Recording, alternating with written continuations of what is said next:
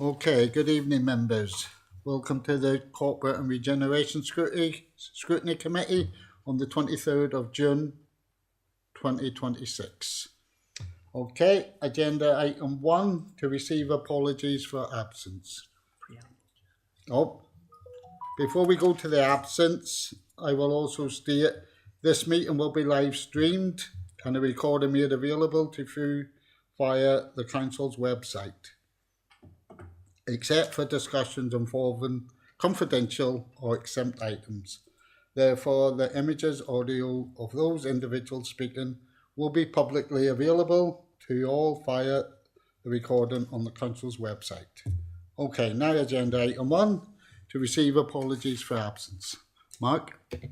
Yeah, thank you, Chair. We've received apologies from Councillors Bissick Foster, Jeremiah, and also from the Cabinet Member, Councillor Nigel George. Thank you, Chair. Okay, can we have roll call, please?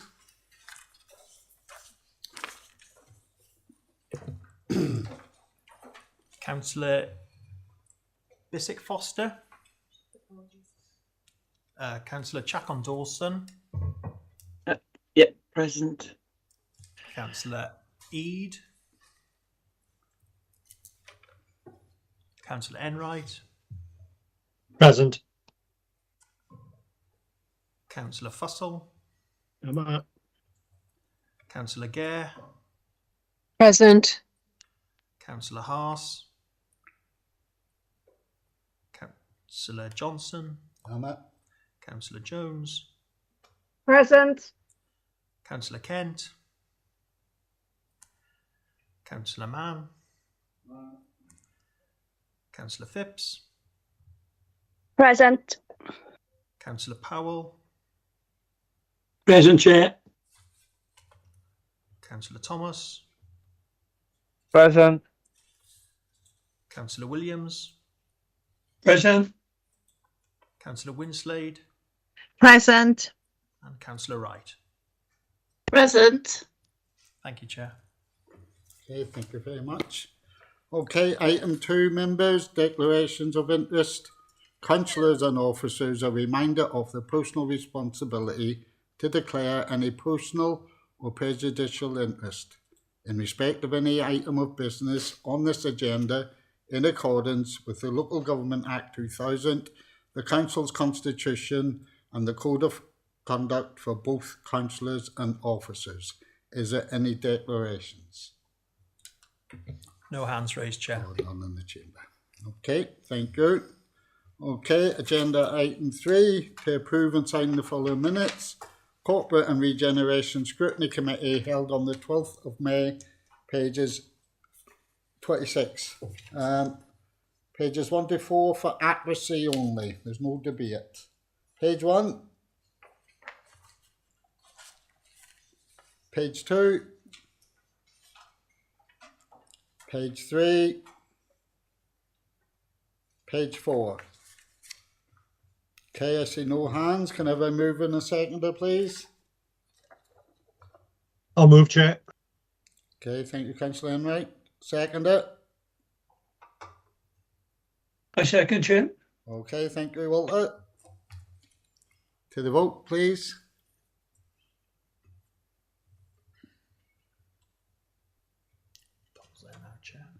Okay, it's there for you. So 4 against or abstain.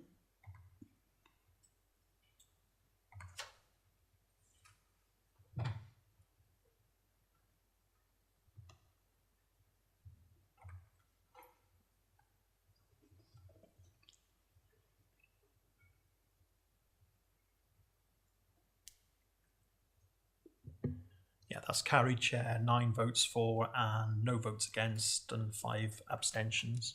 Okay, thank you very much.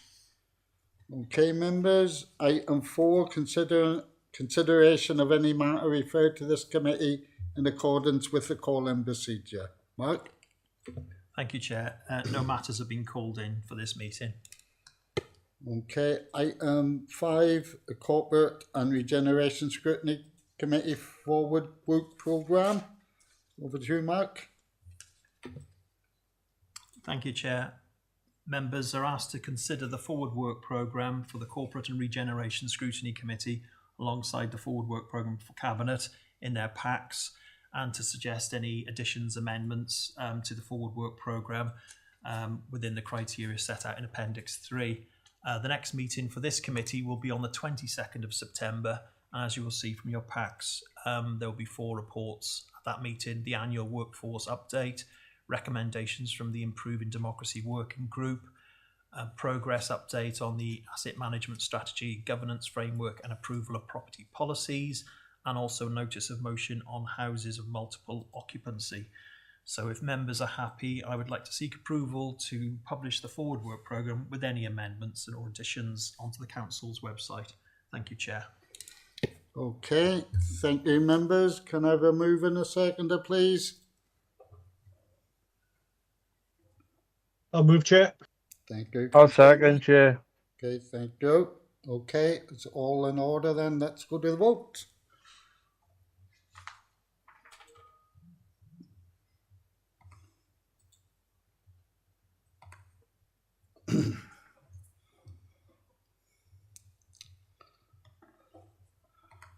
And Councillor Thomas, just because it's your birthday that day, you can't get out of it that easy, because it's also mine. So if they want to bring any presents, quite happy. Thank you, Chair. Yeah, that's been carried unanimously. Okay, thank you all very much. So, item 6, to receive and consider in the following Cabinet reports. Thank you, Chair. None of those Cabinet reports listed have been brought forward. Okay, thank you all very much, members. Did not know. So we go on to item 7. That is the notice of motion amendment to the rules on limitations on call-in. Councillor Brenda Miles, you have 5 minutes to speak, Brenda. But if there is any questions directed at you, I will allow you to answer them questions as well. Okay, thanks very much. Thank you for the opportunity to address the meeting. What I am seeking in this motion is a return to a pre-2025 AGM version of the call-in rules. I provided you with supporting information, setting out my reasons for the motion, and I trust you've had time to consider those. I was going to address some of the negativity and perceived futility of call-in as described in paragraph 5.3. But actually, I think I'll just, cut to the main issue here, which is the right or wrong of not being able to call in a decision. The officer's report provides no advice on legal opinion to inform your decision, but officers have not disputed any of the supporting information I provided. The legislation and the statutory guidance show that scrutiny must have the power to call in decisions made but not yet implemented. Cabinet should be open to the need for appropriate use of call-in, and call-in rules should not be designed to make call-in essentially impossible. That's why we need to delete the restriction on call-in from the procedural rules. Some members may feel that this motion is critical of the current Cabinet. It's not meant to be. It's critical of a rule of procedure. It's not generally the most exciting thing to look at constitutional changes, but I do think they're important. The rule change, if accepted, would allow call-in where there are valid grounds for a review and would apply to current and future cabinets of whatever political persuasion they may be. I look ahead in time because this administration is coming to an end in less than 12 months, and whereas the leading group currently has a comfortable majority at the moment, this may not be the case after next May. Any councillor could find yourselves having concerns about cabinet decisions made following a pre-decision scrutiny with no way to call them in. This motion would give back to scrutiny the rightful power to hold any future cabinets to account and that's a right we used to have up until 2025. So I'm just asking you to go back to what it used to be. And I'll leave it there. Thanks very much. Okay, thank you very much. Councillor Miles, have we got a seconder for this, please? Councillor Mann, thank you very much. So it's on order. Someone from the committee to move, Chair, because Brenda Miles isn't on the committee. Oh, aye.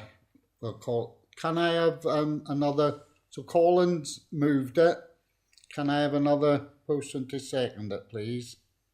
I'll second it, Chair. Okay, thank you, Councillor Enright. Right, so it's in order now, so it's open for debate. Anyone? No hands raised, Chair. Yeah, go on then, Councillor Mann. Very briefly, Chair, to support what Councillor Biden has said. I think this is seen as an anti-democratic clause, and we're supposed to be practicing democracy. And Microphone, Chair. sorry, apologies. To support what Councillor Myers has said, this clause, as it's in the Constitution at the moment, appears to be anti-democratic. We are supposed to be a democratic institution. I think people should have the opportunity to debate any decision that is made by the council, and this actually mitigates against that process. So I'm fully in favour of the clause being taken out. So, can I ask you a question? So, under what your proposal is, it would just basically asking the council to have a relook at it, the cabinet, and it'd still be a cabinet decision, either way. All you're really doing is asking for them to have a rethink or re-listen, you know. It would still be down to the cabinet to make the final decision, wouldn't it? Well, there are three possibilities. If you have a successful call-in and it goes back to a scrutiny committee, the first outcome could be that, having reviewed Cabinet's reasons for their decision, scrutiny would then find that, having looked at it again, they've no longer got any concerns about that decision, and that would be the end of the matter. The decision would be implemented there and then after the meeting. The second possibility is that scrutiny, having considered the Cabinet decision again, would still have concerns about it, and under the Constitution would need to write those concerns down and refer the matter back, or could write them down, refer the matter back to Cabinet, still leaving the decision with Cabinet. There's also a third option, which is that if there are still concerns about it, scrutiny could refer it to full council, so taking the final decision away from Cabinet. So can you tell me then, why would we have a cabinet if we just go against everything cabinet Well, comes up it's with? calling is a bit of a, it's not a normal run-of-the-mill kind of thing. Under normal circumstances, it you could be, couldn't it? wouldn't use a call. Well, no, Well, you've it still would got be. If it's something someone doesn't like, someone can call it in, and that's all. Just, we're basically saying whatever cabinet decision makes, we're going to go against everything. That's what that there means. Well, no, it comes back then to the other rules, because that you have to have grounds for a call-in. So you still have to consider, are there valid grounds here? Is there a material piece of information, a fact, something that the Cabinet weren't aware of or didn't take into consideration when they reached their decision? You would still have to put that case forward. So it doesn't create a free-for-all in which anybody who thinks, oh, I don't agree with that, I'm just going to challenge it. They still have to justify their position. So there are still hurdles to jump through. It's not an easy thing to do. Okay, Councillor Mann. Chair, the vast majority of the decisions the Cabinet may go through without being challenged. There's a minority of things which people feel need further examination, and I don't think this means that everything is going to be challenged if it's not challenged already, and it's just giving an extra dimension to things that people don't feel happy about. Somebody might go for a call and it might not be supported by anyone else. I mean, I can't see it, everything the Cabinet being doing, every Cabinet does being challenged, because it isn't now. will call me a bit, maybe I'm just, anything I see, when I see a motion coming, I see it's the same people supporting that motion, it's the same people doing this here, the same side doing this here. In my opinion, it is just, the opposition is just always voting for the same things, no matter what the cabinet does or say, then it's the usual ones, and it would be the same no matter what administration it would be, Nothing to stop any member, whatever party, making a call in, is there? Mr. Tranter? Yeah, if I can help members in this. So the council approved this amendment to our call-in rules. Okay, it was, I thought, a good idea, but at the end of the day, matter for the council, and the council approved this limitation to the call-in procedure. The council has a lawful call-in procedure. There's nothing unlawful about this. It is merely down to, in my view, good decision making. And the way I look at it is this. The Scrutiny Committee has before it a report that will go to Cabinet. Okay, it's the identical report that will go to Cabinet. The Scrutiny Committee will debate that report, will bring out any matters, and the Cabinet will be made aware of the thoughts of scrutiny, indeed whether or not scrutiny support the recommendations within the report.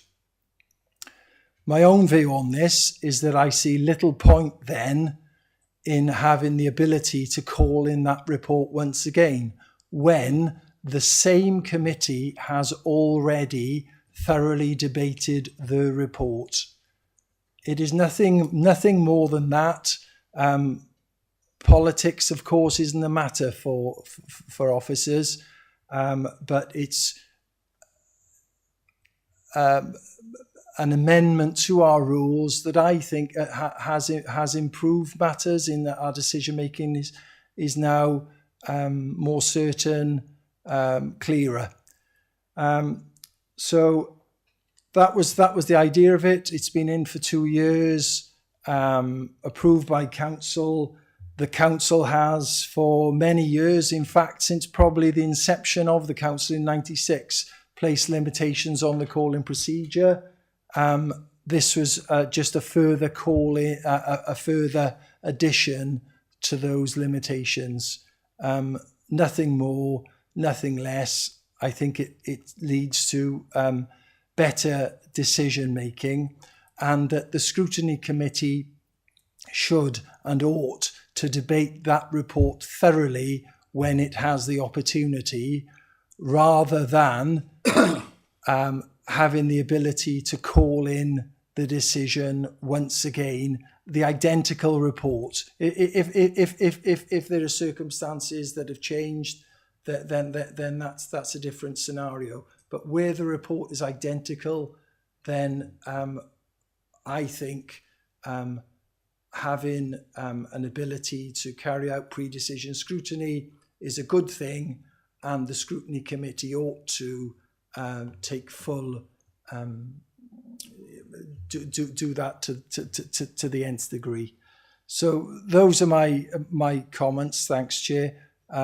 If I can help at all, I will, of course. Okay, thank you, Mr. Tranter. And I'm thinking of more, and I think you were on the committee, Brenda, at the time when we had the discussion over Lancashire Vow, and I changed my mind. From reading the report to hearing the debate in the room, we actually, went against the report and asked Cabinet to keep it. Cabinet, they decided not to. But I don't see how us bringing that back to the same Scrutiny Committee again, putting over the same arguments and giving the Cabinet would have changed. It wouldn't change anything. And And I, as you're saying, there's going to be, more than likely a new committee come in or a new administration. Why should we just do this here just to hamstring them? Because I don't think it's going to get any better governance. That's my personal view. Can I respond? Yeah, of course you can. So, I mean, you've hit the nail on the head, because my particular concern is where Cabinet takes a different view to scrutiny, and that has happened a couple of times. So scrutiny makes a recommendation to Cabinet, and Cabinet chooses to take a different course of action. And what happens next then, or what should happen next, is that Cabinet's reasons for not following the recommendations from scrutiny should be published. And what I'm saying is that once those reasons are published, then scrutiny should be able to challenge those reasons if there are grounds to do so. If they feel that something that was said or done in a Cabinet meeting that led to that decision was actually incorrect, or there was information that should have been brought and wasn't, that there was some reason why, some valid and material reason why the people bringing the call in would feel that the Cabinet might reach a different decision if they had more information available to them at the time. So that's the only thing I'm asking for, is that you give that possibility that this would not always be the end of the matter, that there might just be some circumstances in which scrutiny would say, maybe Cabinet didn't quite get what we were saying in the meeting, and perhaps we need to look at it again. Now, it does cause a bit of a delay in the process, but it's not a huge delay, because if the matter is quite urgent, then a special scrutiny meeting can be called. And so within a couple of weeks, the matter can be reviewed and it can be put to bed one way or the other. It's not, I don't see it as a big obstacle. It's not a big administrative burden just to give scrutiny that opportunity to say to Cabinet, yeah, give us another chance to go over this again.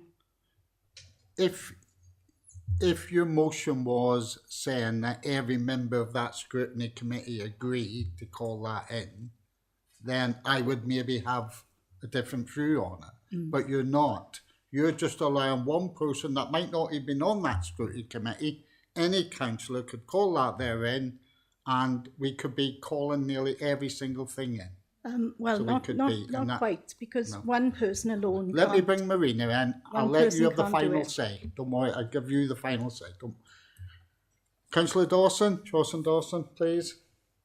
Thanks. I thought you were having your own private conversation then. I was, but I'm the chair, I can't do that, see?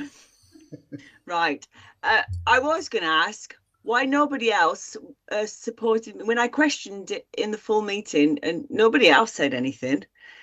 We all voted for it. So what's changed? Nothing's changed. But why suddenly did somebody wake up and realise what had been passed? Because nobody else debated it in the full meeting. Only I brought it up. Nobody else debated it. So what's changed? Okay, thank you. Brenda, if you want to answer that, and then you can have the final say, okay? From my point of view, what's changed was that after the rule went through at the AGM in May, within a couple of weeks, I was in the position where I did feel that the Cabinet had taken a decision which was not in line with the wishes of scrutiny, and I felt I did have valid reasons for a call-in. So I put the call-in in, and it's not just one person say, you need to get the support of several other members from different parties as well. So that went in, but the grounds on which I was putting the case forward weren't considered at all, because we had the blanket ban. Because 2 weeks before, and I hadn't really appreciated, I think, at the meeting, the significance of the change that was going through. But what I did find was then, it didn't matter what the reasons were, the call-in was going to fail anyway. There was no debate to be had. So that's what changed for me, and that's all I can say, is that I feel after that experience that I had, that I felt this rule was too restrictive. Okay, right. Let me, Councillor Thomas, and then you can finish off. Councillor Thomas. Thanks, Chair. Going on Mr. Tranter's comments there, we are not doing anything unlawful. In his opinion, we are quite effective in the way we are doing it. I think we started this, voted it at 2025, so we've only been doing it a year. And instead of having 301 pages like we got before us now, we could be debating over the same thing several meetings down the line. So, yeah, I'm against this motion. Thank you, Chair. Okay, thank you very much. Okay, Brenda, I will give you the final say.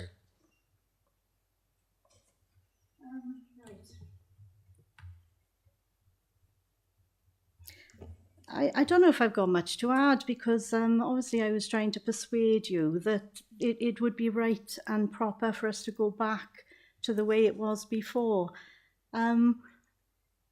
I don't think before 2025 there was a huge issue about scrutiny call-in, but I remain of the opinion that everything that I've read about scrutiny, the legislation, the statutory guidance, everything kind of suggests that we should be doing this. And I take on board that Mr. Tranter says there's nothing illegal about this. But if it's correct to the letter of the law, I wonder if it is correct to do this in the spirit of the law and in the spirit of the statutory guidance when you read those things together. And when they say to you that, you know, there should be an esteem, an equal esteem between cabinet and scrutiny, and the views of scrutiny should not be capable of being dismissed by cabinet. I think the call-in is there for a very good reason, and I think it's damaging when you haven't got that. In my view, it's a good argument, just the wrong way you've done it. But yeah. If you'd have used the scrutiny process, as I said, if you had the whole scrutiny committee saying the same thing, then it should be brought back to the scrutiny. But just for one member and a couple of oppositions, that's a total different argument. Yeah, those are the existing rules of scrutiny. Yeah, so those I are the know that minimum. there, those you are the could minimum bring new rules requirements that we forward, currently ask for. You know, you don't need to go back to the whole scrutiny committee and seek a unanimous decision to request a call-in. I mean, that would be virtually impossible. Yeah, but you want to ask the whole scrutiny committee to come back and re-debate something they'd already debated because one person didn't like it. Well, because Like several people have brought up issues with it which have been accepted as valid grounds by the monitoring officer. That's where you would be at on that. So there would be new information, there would be some facts, some problems, some issues that have been identified that those members requesting the call-in would bring back to scrutiny. And I think the debate then in scrutiny would be very much focused around those particular issues that have been identified. It wouldn't be a broad debate going back over old ground. It would be a focused debate on the specific grounds for call-in. Okay, it's up to the committee. Sorry, Marina, we're going to go with the vote. We got a long meeting, so... Oh, okay. Okay, thanks very much. Thank you, Brenda. Okay, members, to the vote. Sorry, you can't vote. Okay, to the vote, members.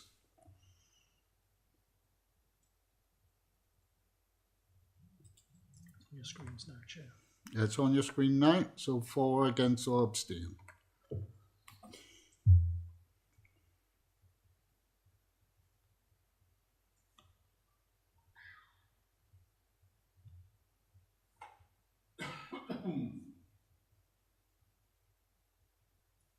Okay.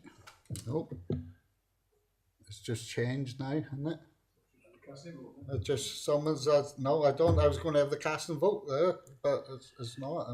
Yeah, thank you, Chair. That motion fails. We've had 6 votes for, 8 votes against, and 1 abstention. So that notice of motion falls, Chair.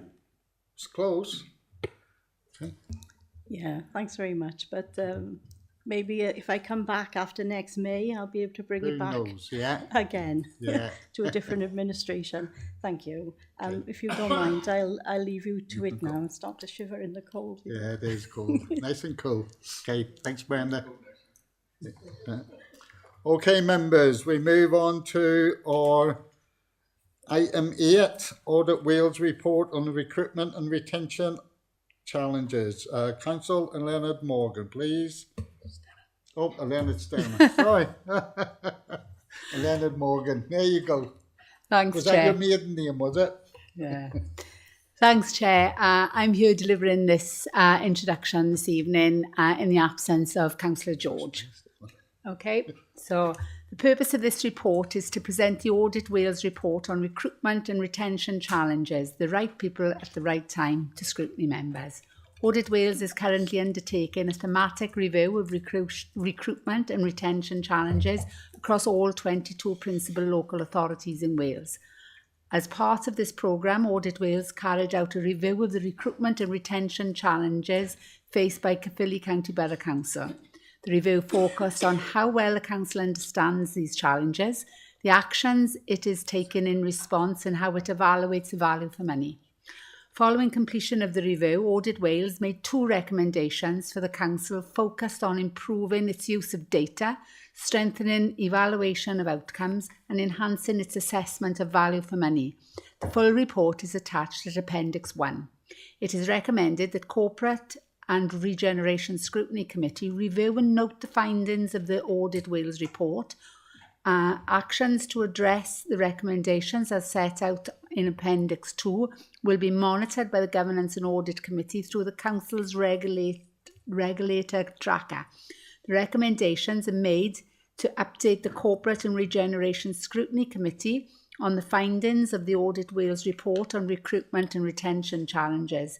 The recommendations made and the Council's management response outlining how these will be addressed. Matthew Brushett, Audit Wales, is present at the meeting, and I'll hand over to him now. Okay, Matthew. Thank you very much for that introduction. Good evening, members, and great to be with you here today. So, as was said there, this is part of a thematic review undertaken at all 22 councils, but the report is specific to Caerphilly Council, and those recommendations are specific to the councils as well. And you'll also see the management response here today. So I'll be very quick with this, just summarising some of the themes we picked up. So in terms of just reminding the focus of the view, which was really about how well the council understands the challenges related to recruitment and retention, the action the council's taking, and how well it evaluates the value for money of those actions. It's important just to say we didn't focus on wider workforce planning arrangements. As you can imagine, that would be quite a large scope. So this was really honing in on recruitment and retention challenges, which obviously are faced by councils across the whole of Wales. So it was a bit of a sort of deeper dive into that area. So the key findings that the council broadly understands the recruitment and retention challenges. It's taken that proactive approach to address those challenges. I suppose the biggest area for improvement is that the council doesn't always assess the value for money of the recruitment and retention approaches. Just to summarise the evidence used behind that, so we found that the council had identified hard to fill roles and the associated challenges, has controls in place for when it does recruitment campaigns, has a structured approach to using some of the tools available to it, things like fixed term contracts and its use of agency staff. We looked at the data the council uses to predict future challenges, and we found that the council, that was part of its sort of regular working and looking to the future and horizon scanning. And we looked at the approaches the council uses and found that there's varied approaches to kind of widen its talent pool to get the recruitment it needs and get the sort of talent it needs. We found the council works with partners to address specific challenges, and we found that there was regular monitoring in place by senior leaders to give us assurance that those senior leaders have got that picture of where those challenges are and what the council's doing about it. just regarding the value for money finding, so we said that's a particular area for improvement. So this doesn't mean the council wasn't looking at cost effectiveness of recruitment and retention activities. There were examples where that's happened, but what we'd like to see is that kind of being a bit more systematic and actually looking across all the recruitment and retention activities, just to give officers and members an idea of kind of where the council is in terms of its overall approach to recruitment and retention. So we're not looking for that sort of pounds and pence figure, because we know that it covers so many different areas across the council, but we'd like to see kind of an approach just to do some more to bring that together. And we also found there was a lot of a variety of approaches to help with retention and actually retaining staff. So, you know, the aspects that are on offer to staff to sort of keep staff in their role and keep sort of motivated workforce. We made 2 recommendations, and they're on page 13 of the report. One was on gathering information from all service areas to better understand current challenges, and the other one, which you won't be surprised to hear, is just on improving the approach to assessing value for money. Just lastly, just required to say we've seen the council's management response, and we're happy to say that the council has properly considered the findings and recommendations.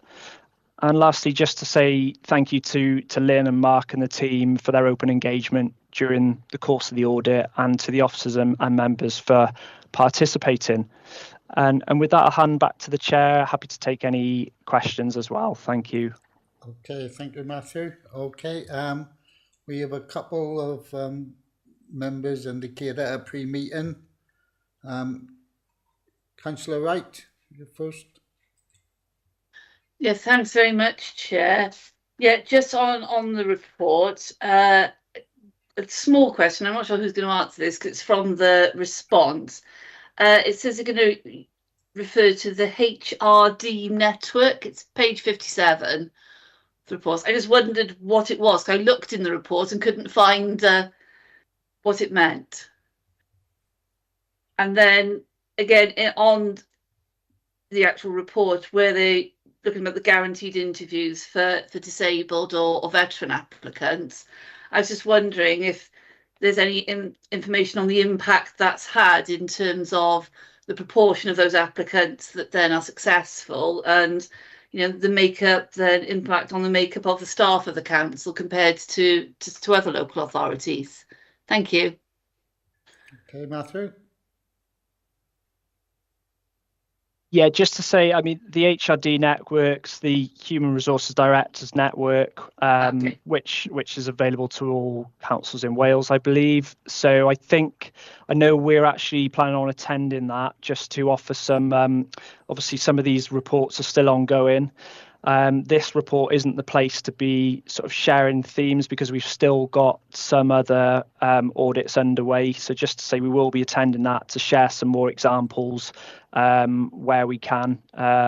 So yeah, that's what that was referring to.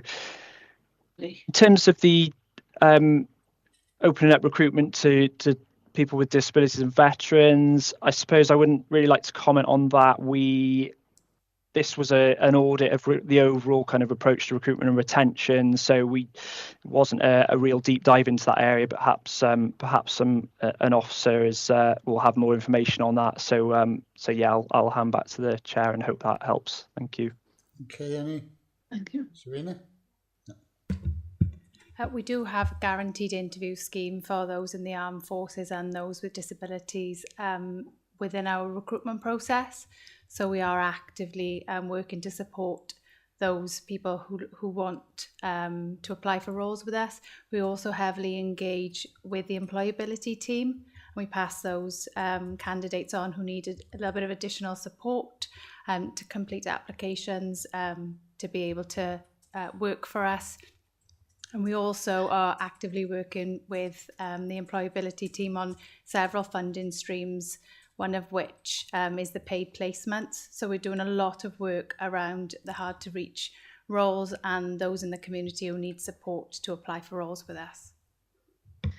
Yep, thanks, Lynn. Yeah, my question was actually not what it was, but on, the impact it's had. Do you keep data, for example, on percentages of these candidates that get the interviews that then go on to be employed by the council, and in terms of how the council's percentage of their employees have come through that route or other routes, so that the percentage of employees who are disabled or veterans? We don't keep that data as to how that translates following the recruitment process, but certainly with things like the paid placements and the apprenticeships, we do track some of those, but some of those other areas, we don't track them once they've gained employment with us. Right. So not on the success in interviews then? No, we don't hold that particular data of those who were successful with those characteristics, no. Okay. Thank you. Okay, thanks, Gary. Councillor Chasten Dawson. Cheers, Chair. I wanted to ask about the out of the surveys done to the managers, or with the managers, just not done to the managers. 1/3. Is this a good amount, or is this unusually low, or in your opinion? Matthew, you want to go first, and then maybe Serena, you come in as well. Matthew. Yeah, just from our point of view, so this was one of the kind of main mechanisms that we found that the council gathers information on those hard to fill posts from across service areas. So I guess it just jumped out to us that there was a fairly low response rate in our view, hence why it kind of made its way into the report. Now that's not, whether that's comparable to other councils, I wouldn't like to say, but it's just something that if that's your kind of main way of getting that it's seemed to us like an obvious area for improvement, just to enhance your understanding of the sort of current position. Now there may well be other ways of getting that information, but in our evidence that's what was picked up as one of the sort of main bits of evidence. So it just might be something the council wants to look at. Yeah, participation could be improved. I've got another question. Oh, sorry. Go on. Yeah. I would say we have over 700 people managers. So we surveyed all 700. So we would have had a response of about 250 returns of probably the most active recruiting managers. So we would consider that a reasonable rate of return, considering the amount of recruiting managers that we have. Okay. I wanted to ask a question about the work placement apprenticeship. I don't know if Matthew can answer this, but it's about linking with colleges and universities. Do we do that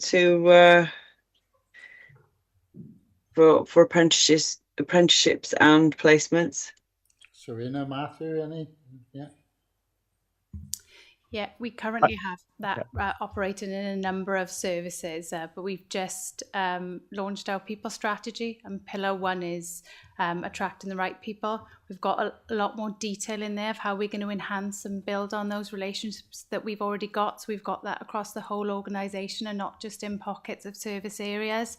And the progress of that strategy will be reported to this committee 6 monthly, so you'll be able to see a little bit more detail of those relationships and how we're strengthening those over time.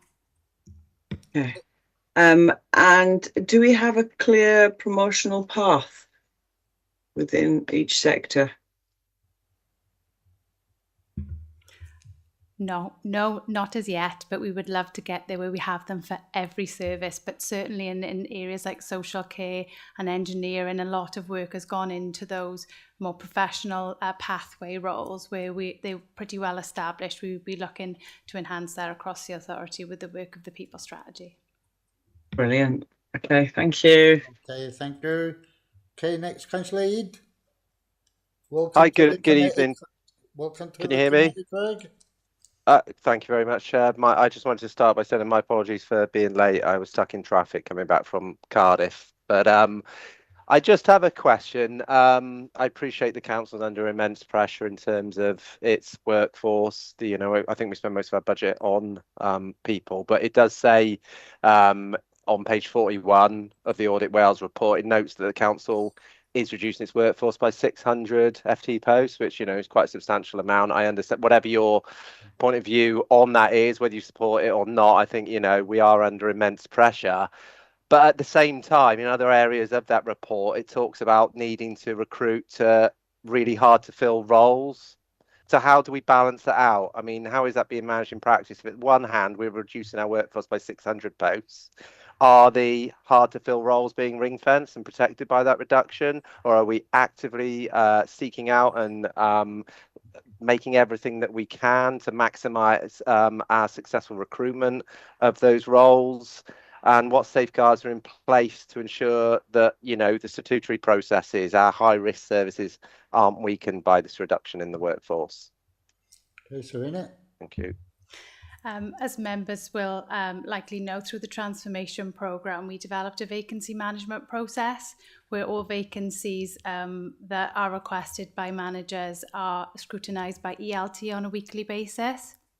That includes a discussion around regular workforce planning, what the needs of that service is, just ensuring that we are scrutinising the roles that we need to recruit to, but ensuring that the hard to fill roles in the areas that require posts like social care are guaranteed to have a pool of people regularly advertised, because we recognise those areas are difficult to fill. So we've got lots of measures in place to ensure the scrutiny of roles is there.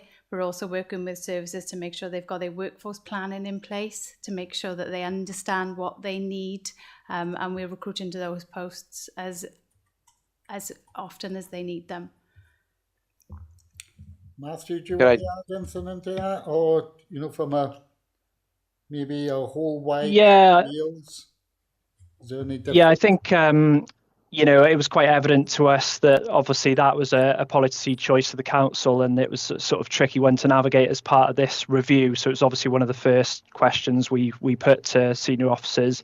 But I think you'll see in that the kind of middle section that actually that's a sort of separate policy decision, but actually the balance does seem to be there in terms of some of the controls in place around that, and just specifically to recruitment and retention, that actually there is that kind of, if you've got that understanding of the hard to fill posts and where they are, there's that kind of strategic element to it. So that would have been an issue if that understanding wasn't there, and you're trying to reduce those posts and not really realizing where those sort of real key roles are. But actually we didn't find that was the case. We found they were clearly two separate issues, and there's a fair amount of challenge through that vacancy management process where roles do come up. So I think that's why you'll see that set out in the context of the reports, but it didn't really come into the key findings.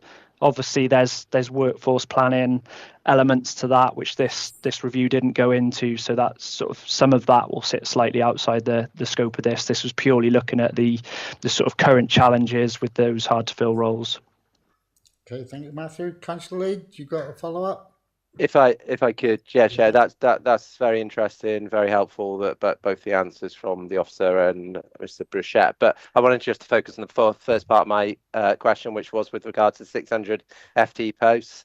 I appreciate, there's lots of different reasons why we need to reduce the council workforce. But I return to the specific question I asked, which was, are we ring fencing those roles that are difficult to recruit? Because it would seem to me a bit ridiculous to lose that skilled expert people in those roles, which we do acknowledge are really difficult to recruit to. So we'd be creating a problem for ourselves if we were to downsize those specific roles. Okay, I think. Serena? Sorry, when you say how we ring fence it, well, the roles that in which we have reduced by? No, so roles that we have identified in this report as difficult to recruit, and at the same time we're saying we need to reduce our workforce by 600 FTE posts. Are we protecting those roles from reduction, from being eliminated from the council's profile, whatever it may be, you know. Yeah, yes. So those difficult to fill roles, as an example, would be in social services. So yes is the answer. Yes is the answer. Fabulous. Diolch yn fawr. Okay, thank you. Councillor Enright.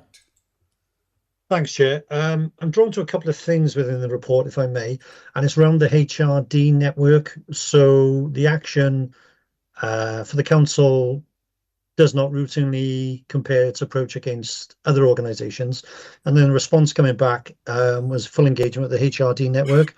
So I'm of a mind, and I've heard this before from officers, that the majority of the local authorities that are within our area are all experiencing the same issues.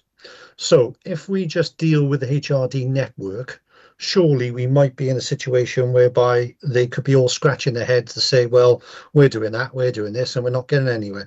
So I'm just wondering as to why you haven't come back with opening that somewhat, because with your recommendation, you highlight organisations, and yet other local authorities are organisations, but also the NHS. You know, it's a comparable size organisation, and they recruit massively different than local authorities, and I'm just wondering why that wasn't a response coming back, not just the NHS, looking to the private sector, maybe a comparable size, you know, organization within the private sector or the voluntary sector, just to try and whittle out some areas where they do things differently at a more faster pace.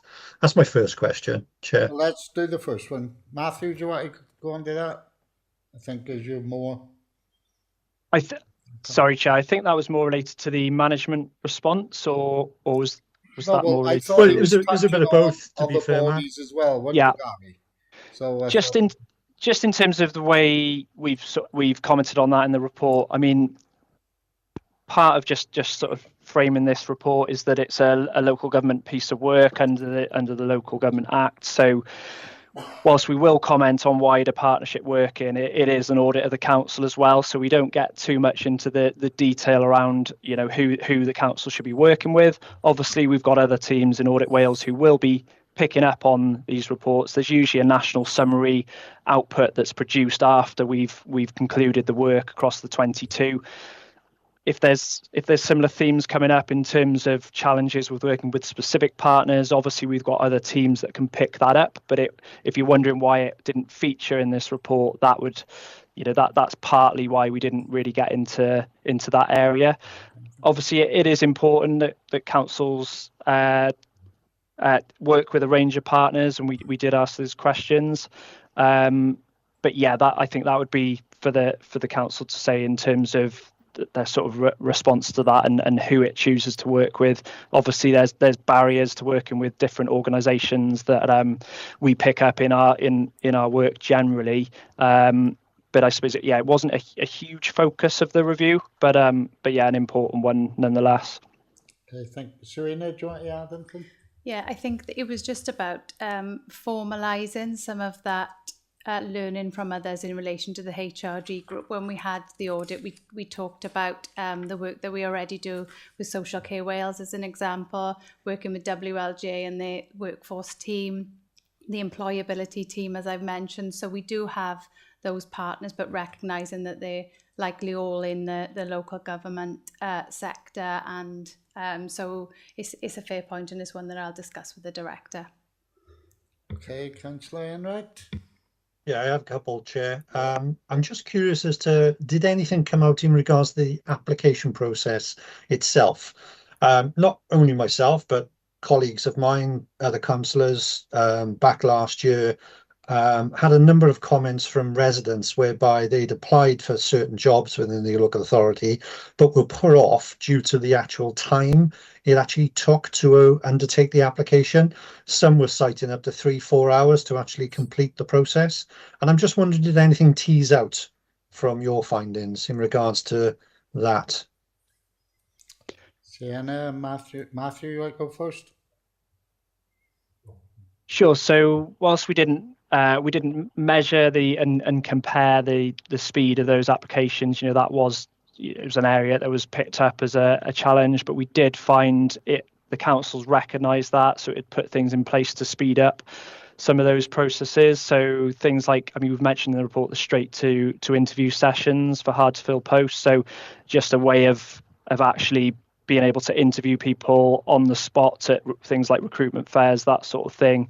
And perhaps some of the roles where people might not be used to kind of going through that process and through the whole sort of assessment process. We could see examples where the council had made that easier for people, and actually, you know, sitting with them and actually doing that interview in perhaps a more informal session. So yeah, whilst it didn't come out as a sort of specific issue, it was more important for us, this report, that the council's really doing all it can and actually looking at ways to tackle some of these issues. And we could see there was enough evidence for us to show that the council is trying a lot of these ways of working.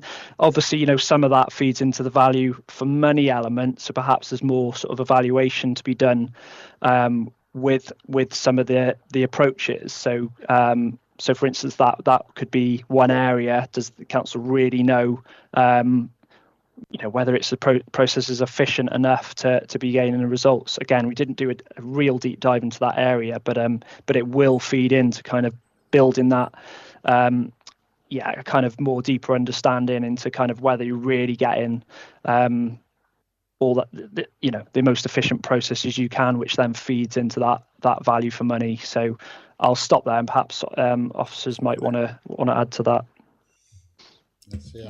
Thanks, Matthew. Thank you, Councillor. Obviously, you will appreciate that we've got a robust, safer recruitment procedure, that it is vital that we ensure that is covered within the recruitment application process. However, we do recognise that we need to offer additional support to different pockets of the community for different roles. So as Matthew alluded to, we've worked extensively with the employability team with that support for application in areas like catering. We've gone out to library venues. We've had a simplified, streamlined form, and we've worked intensively with those members of the community to be able to get them to be able to apply, providing all of the information that we do require to satisfy that safer recruitment process. And what I would say is balancing that. We've also worked on the speed of our onboarding process, which we feel makes it worthwhile for people to put in the work in during the application, so they're able to get into the authority at a much faster pace.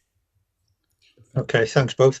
Am I allowed another question, Chair, or should I come back in? One more, Gary. A very quick one, if I may. I'm drawn to the term broadly understands. Now, generally, when somebody says that to me, it refers to somebody who knows, in essence, the topic, but might struggle with, when asked, to explain the actual specifics. Now, I mean this respectfully. I'm not sure whether that's an audit term, an audit speak. Are we writing that as a positive? Because generally when somebody would say, oh, you broadly understand, in reality, they don't understand the topic at all. They just have a rough idea. So I'm just wondering whether that's an audit term that you've applied for it, and it's a positive as opposed to a negative, because I'm reading that as a negative. Matthew? Yeah, sure. It's a very good question. Just to start with, you'll appreciate when we're doing 22 of these reports, and there'll be different audit teams doing the work as well. There is an element of moderation here. So some of this language is just to kind of give a flavour of kind of where councils are at. And obviously it's quite difficult when you've got 22 and you're at different stages of the work. You have to kind of temper that as you go through. So yeah, you'll see similar language like that. I guess before I come on to kind of whether that's positive or negative, some of that as well is you'll notice the kind of plain language style of our report. So we've gone through a bit of a change in recent years to make our reports more accessible. Part of this is about making them more concise and readable with the public as well. So we do sometimes where you might see reams of evidence under that to kind of give you more of a flavour of that. We try and be as sort of plain speaking as we can. So that's our attempt. We're still early days with this, so we'll sort of learning as we go along, I guess, with this one. In terms of the positive negative, I mean, I would take that as a positive. I think if you look at the sort of first section on the understanding, the bit that probably brought that down was just there was something for us about not having that full understanding from across all the service areas. There's a bit more to do there. So broadly understands.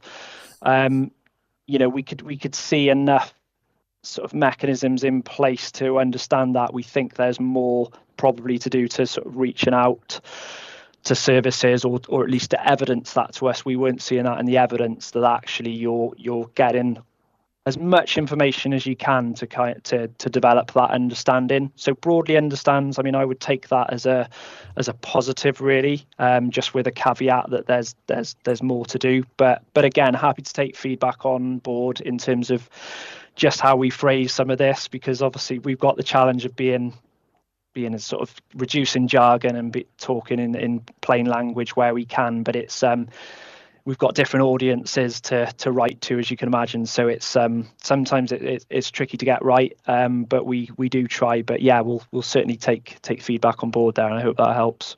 Yeah, no, absolutely. I think from my own perspective, if you've got a gauge, doesn't understand, broadly understands, fully understand, I know where the authority is. Sure. Yeah, but no, point taken. Cheers. Okay, thank you, Gary. Thank you, Matthew. Okay, we have another three. We have Councillor Kent next, and then you, Colin. You're on mute, Stephen.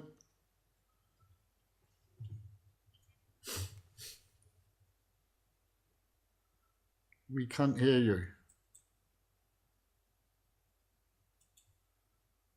Check your computer.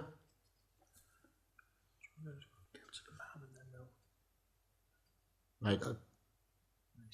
No. Right. I'll go with Councillor Mann. Try and get it working if you can. Colin, over to you.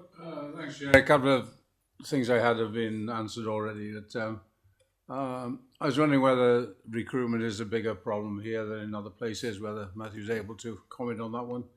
And I was looking at one of the management responses where we're looking to have zero external costs for recruitment. Well, I was wondering whether that is more important than getting the right people in, because certainly as somebody who sits on the appointment panel, we have struggled for some time now with actually getting applicants of a suitable nature for a number of jobs. So getting the getting the right people here is maybe more important than not spending any money on it. Yeah, I think that does relate to our advertising, but Councillor Mann, we regularly review the areas in which we have had paid placed adverts, and we have found that some of the different platforms that are at nil cost actually achieve the candidate's attraction at a more significant level in those paid for areas, that traditional places that we used to advertise in. It's paid more dividends to go to the social platforms. That we regularly review any cost for advertising, and that's normally linked to senior roles. But yeah, we don't negate the cost based on just having it at nil cost. We ensure it's getting the rate of return on attraction. So that's what we focus on rather than the cost. And we have found that the free platforms do the job for us. Okay. Yeah. Yeah, go on. Go and have another one, and then let me see. Stephen, my first question, Chair, was whether it's a bigger problem here than in other comparable organisations. So, Matthew, is it a bigger problem here, or is it all across the board? Obviously, it's difficult to say at this stage. With we've still got several reviews underway, and actually we've got our core team will be drawing out the themes from across the 22 reports, and likely to be producing some sort of national output. So obviously there's a bit more work to understand that from across the 22. As I said, we're hoping to attend the HRD network, one of the future meetings, to give a sort of preliminary view on that, really, as well as other findings before we kind of produce anything more formal. So watch this space in that area.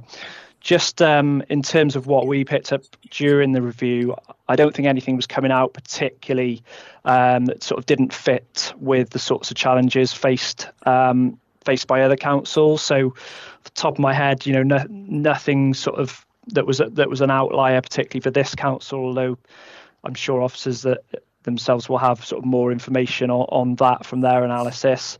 But yeah, it was, in some of those kind of social care roles and there's sort of more specialist technical roles as well that tend to struggle with recruitment. I think that's probably going to be something that's found across the board. I've heard that in a few other audits I've done as well. So yeah, no outliers jumping out at this stage. Okay, thank you. Thank you, Matthew.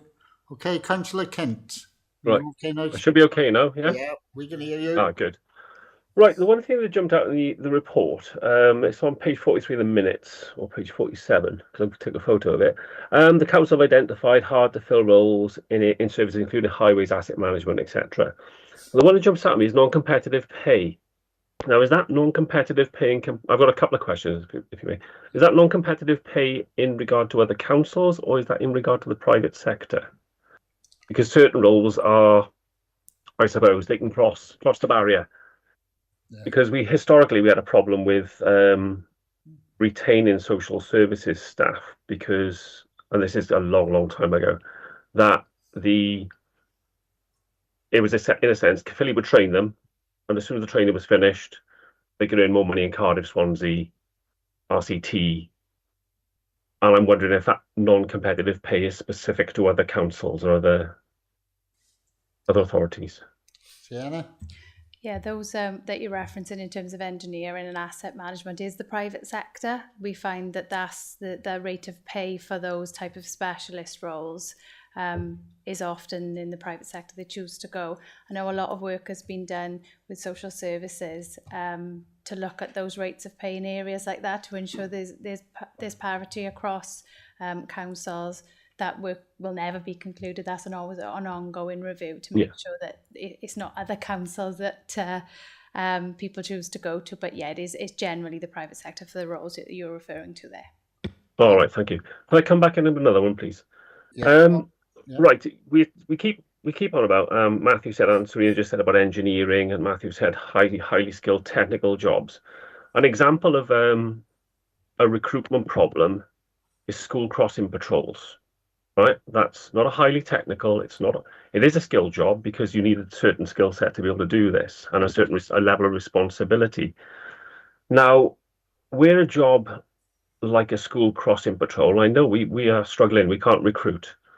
Where we are offering the pay scale for these jobs is generally between 10, maybe 15 hours a week. So you're looking 2 hours a day.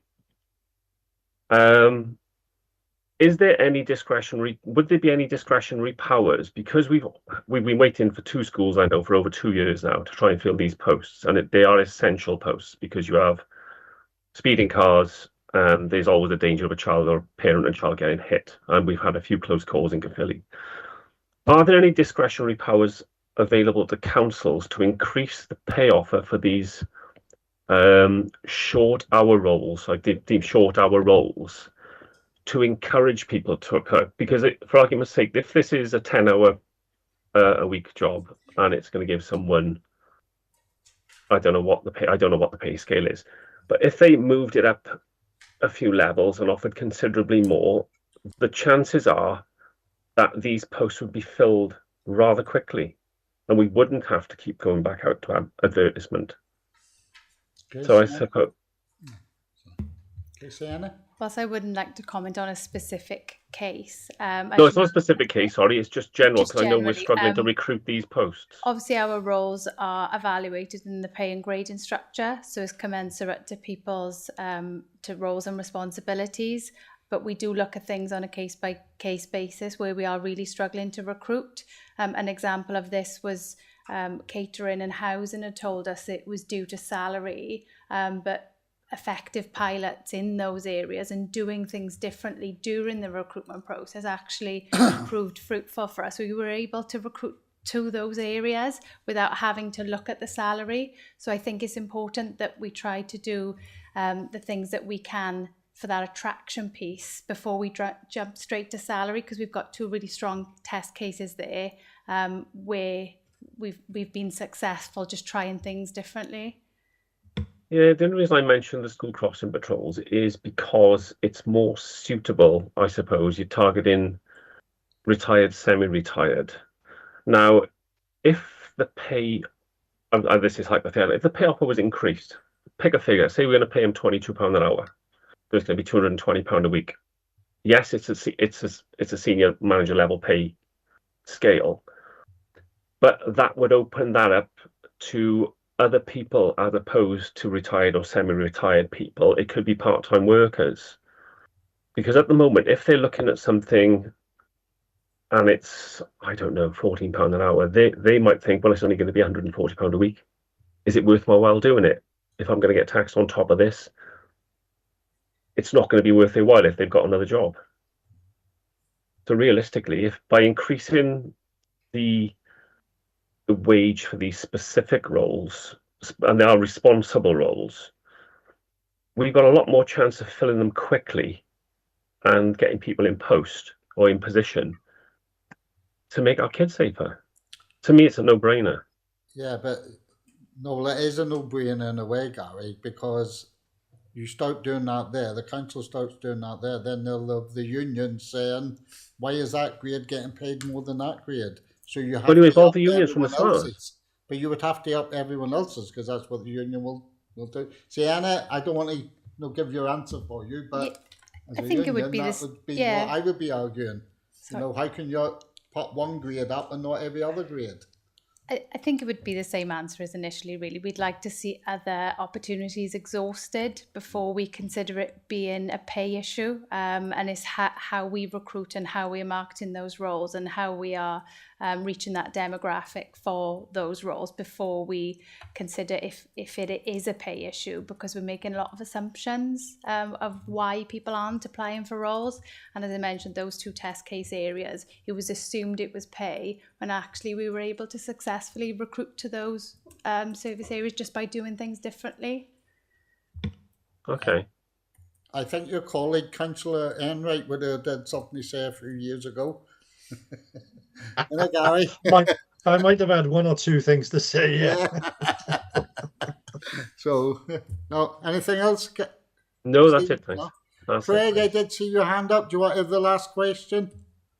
I'm just mindful of time, Chair. You know, I appreciate there's quite a few members and other people here, and we've got other items to discuss. So I've got questions on other items. So I'll thank pass you on very for much.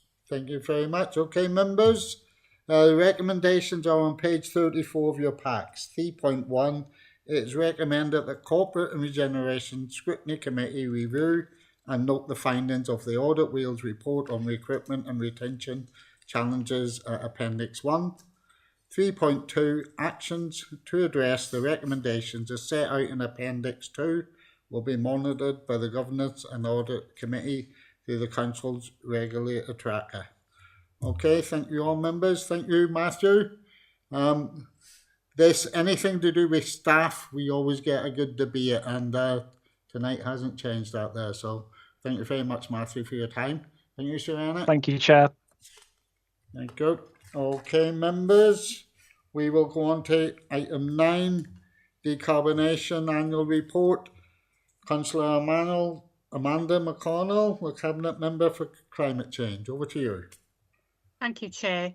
This report presents the Decarbonisation Team Annual Report 2025 and provides an update on progress made against the Council's Decarbonisation Action Plan. The annual report outlines the work undertaken during 2025 to support the Council's commitment to achieving net zero carbon emissions and highlights key achievements, challenges and areas of ongoing development across the decarbonisation programme. CCBC's reported operational emissions for 2024-25 were 24,002 tonnes of carbon dioxide equivalent. This represents a 3.68% increase from the previous year.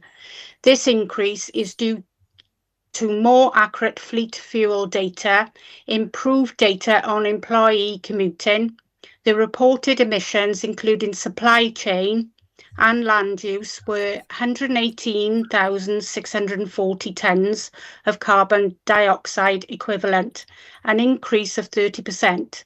This increase was due to a change in the emissions factors used by Welsh Government to circulate supply chain and land use emissions.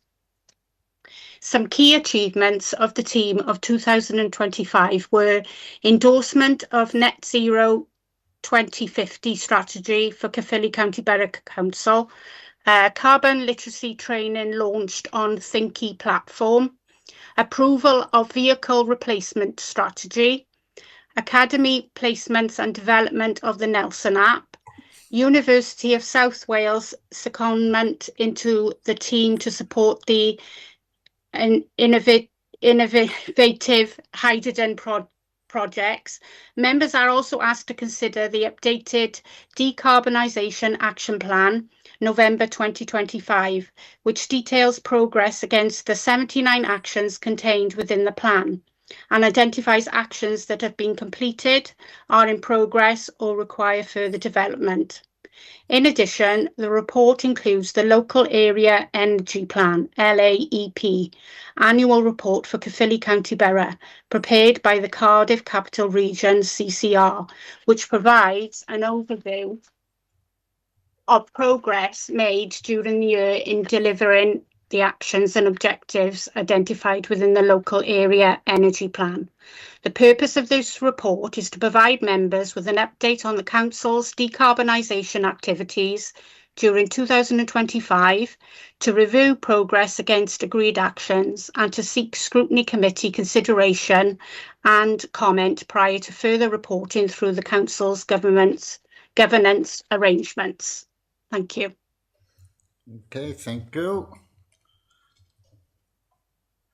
We got Paul. Do you want to say, or just wait for questions, Paul? No, happy to take questions. Okay, thank you. Okay, Councillor Wright.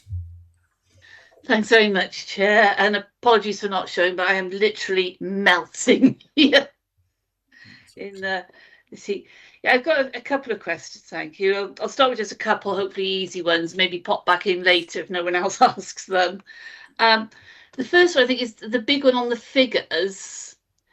In the first appear as 0.2.5 on the report, page 60, about the big figures. I don't know if it's me, but I can't make the sums add up.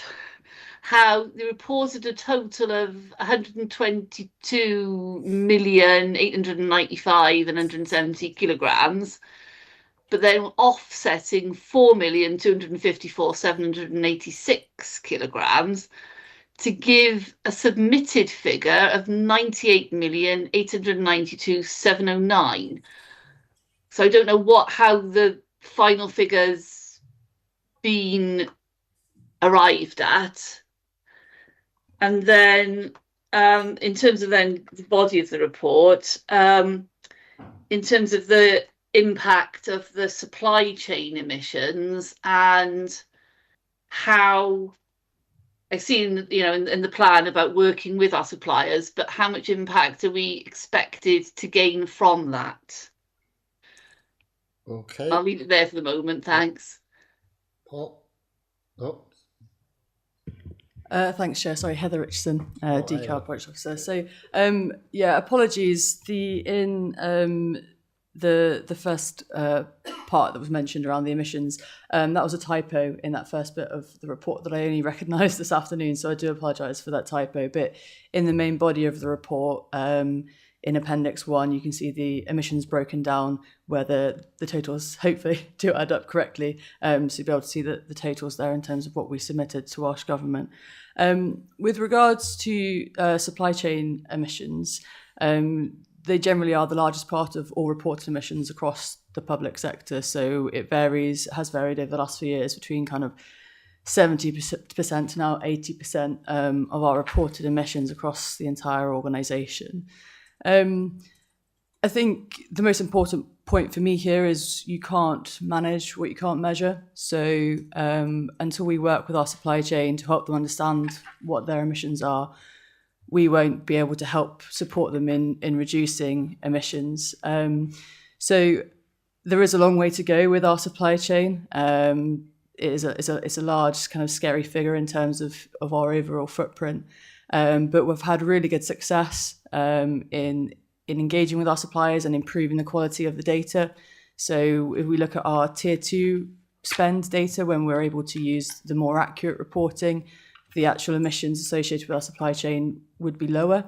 And we're looking to expand that engagement this year as well to get a better understanding of where we make good choices within our procurement and how can we reflect that in the data.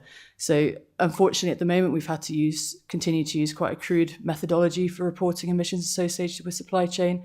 But as we improve our processes and make better decisions, we'll have better data, and I'm sure that we'll see those emissions come down. Thank you. Okay, thank you. Okay, Councillor Dawson, please. Thanks, Chair. I've got a couple of questions. First of all, the question on the USW, the University of South Wales secondment. Is this a full-time role, and will the students, is it one or more students, and will they be working within our premises, or are they taking the research back to the university? Okay, thank you. Ian? No. Yes, I can take that one. So actually, it's Dr. Stephen Carr. He's one of the leading experts on hydrogen in Wales, certainly. So we're really pleased that he's with us. He's with us 2 days a week, and he's working on our hydrogen project. So it's a bit of a coup for us to get him to be working with us, and very pleased to have him with us. And he's pushing our work on hydrogen forward very quickly. Right. So it's a doctorate. It's an expert rather than the students that are working on it. It is, yes, although he does have the ability to bring students in on some of the work as well. So that's excellent as well, yeah. Brilliant. And you state there was a rise due to the supply chain. Could this have been avoided, and was this one supplier or multiple suppliers? Yeah, thanks for that question, Councillor. This was across the entirety of the supply chain. So I did a piece of analysis where I looked at all of our spend using the previous emissions factors and then using the new emissions factors. And it did vary between the different kind of categories of spend, but it was generally across the board. It was a 30% increase in emissions. So it was purely down to the maths that was given to us by Welsh Government. And I can't find the question, but you mentioned about trying to get the suppliers to curb or understand their carbon emissions more. Do you think this is going to be put into this guidance, or do you think it's going to be put into law so they have to do it in the future? Well, you can't comment. No, thank you for that question, Councillor. There's very kind of things that we're already doing around this. So there's Welsh procurement policy notes, which kind of mandate carbon reduction planning and carbon reporting for tenders over 6 million, including VAT.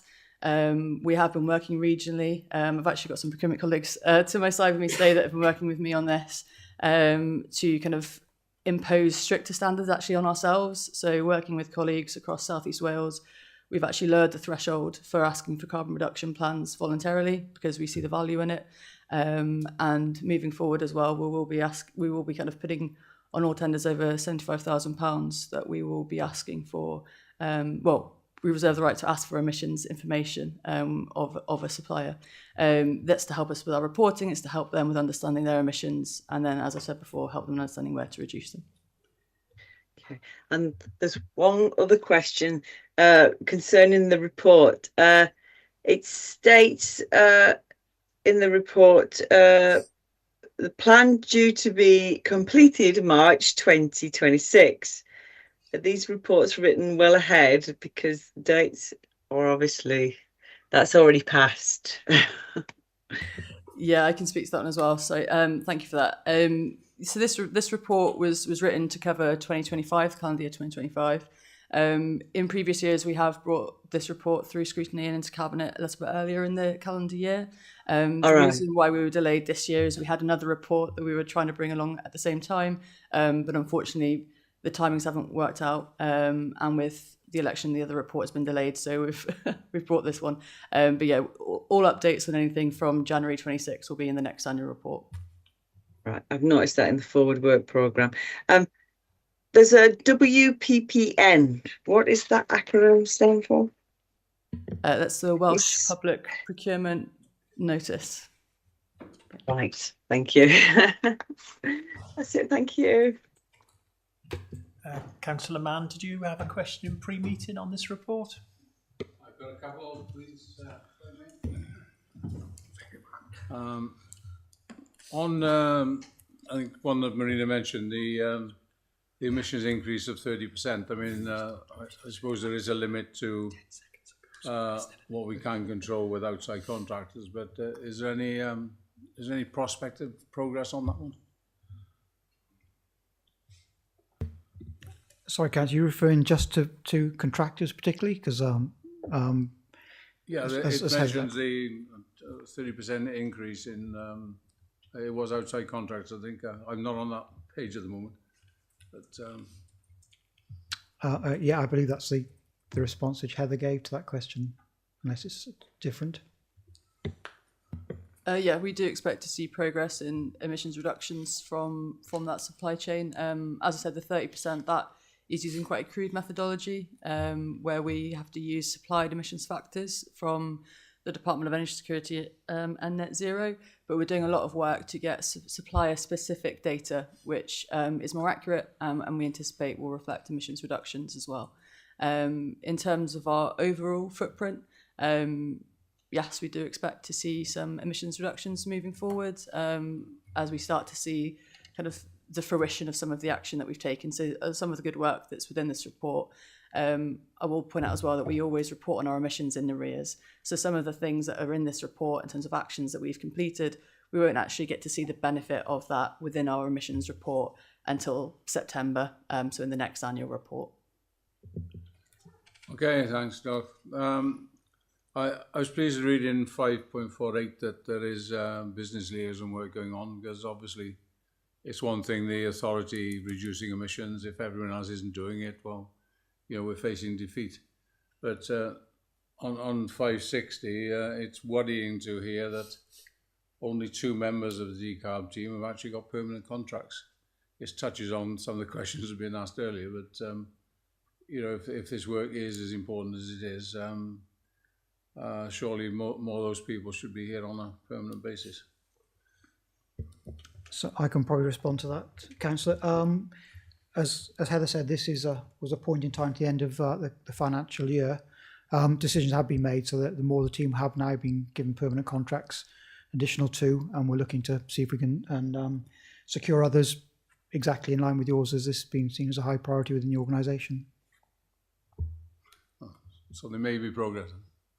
So there you go, Carl. Yeah, a couple more if I can, Chair. Yeah, quick. There's quite a few waiting. There's it mentions net zero by 2030 on various parts, but there's also a 2050 date in there as well. What are we going to achieve by 2030? Anybody know? So the 2030 is the Welsh Government requirements for us as an organisation, so Caerphilly County Borough Council, to be net zero by 2030. The 2050 is a territorial target, also set by Welsh Government, which is for the whole of the county borough, so residents, businesses, and everybody to be net zero by 2050. Those are 2 separate requirements set down by Welsh Government. Okay, nearly then. Thanks, Paul. Nearly then, Chair. On page 76, there's the decarb action plan. There's contents, and there's a list of numbers on that page. I don't know what they refer to, because the report isn't numbered as far as I can see. Should there be numbers on those pages within the main numbering? Because it's very, very difficult to follow if you can't refer to the particular pages. Sorry, Chair. Councillor. Yes, there should be. I'm not sure. All it says is Appendix 1 every time on them. That's not much use, is it? I think that the numbering of the report has overwritten the individual page numbers for the appendix. I think looking at this might be what has happened, so we can certainly try and rectify that. Okay, so last one, Chair. Some years ago we installed PV panels on, I think, most of our schools. Paul, you probably know better than I. That since the time that those were installed, there's been a lot of progress on batteries. And I was wondering if there'd been any, it may have happened, but has there been any sort of progress on linking up batteries to these various PV installations? Because a lot of the a lot of that energy produced may well be going out to the grid rather than for the benefit of the school if we're not storing the energy that is generated on site. Yes, so especially with school, bearing in mind school holidays, for example.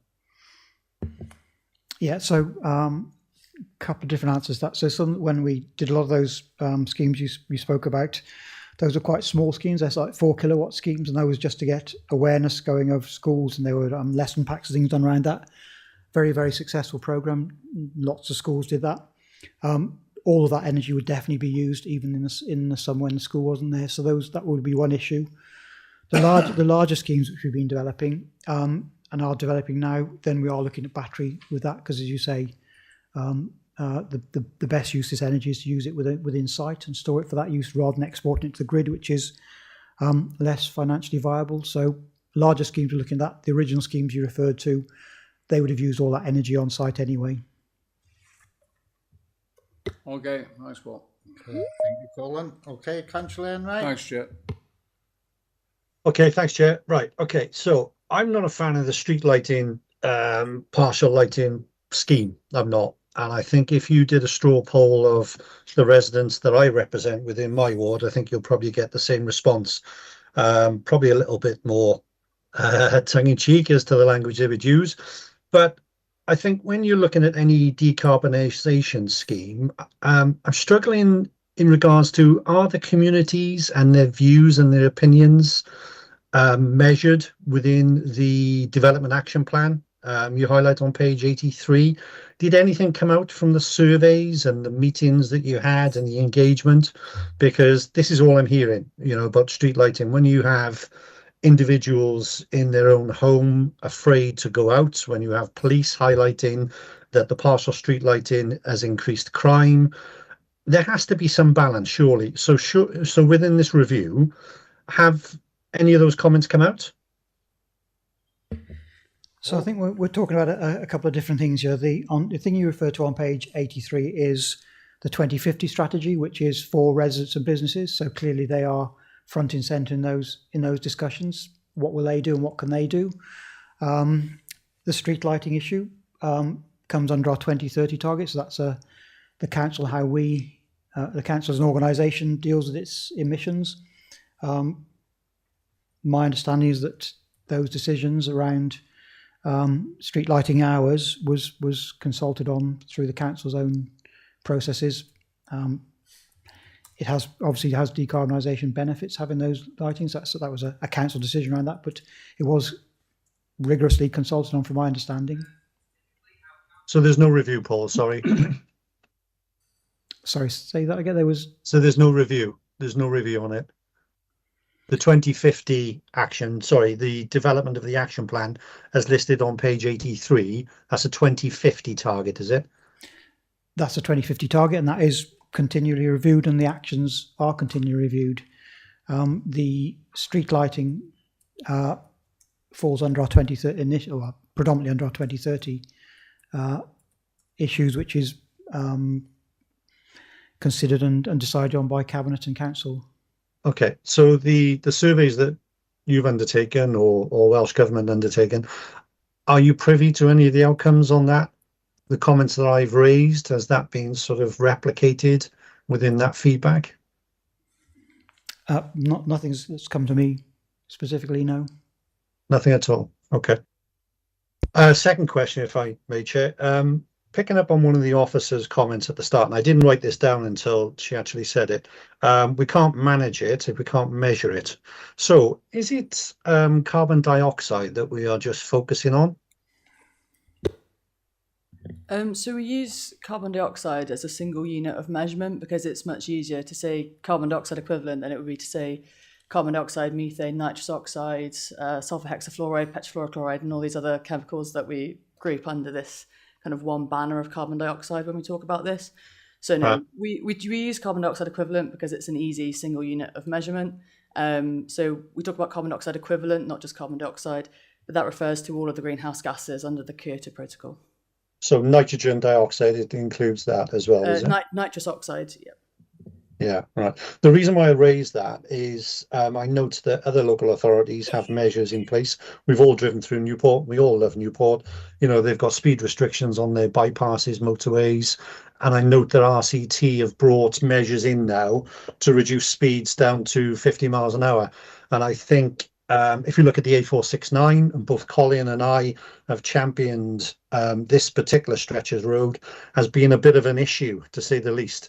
On times, I would liken it to the F1 time trials in Monaco, where you've got individuals speeding down that stretch of road like their life depended on it. So I'm just wondering if there are any plans in place to put any measures to try and curtail these cars to try and reduce their speeds down to a more manageable 50, that kind of thing, like other local authorities have?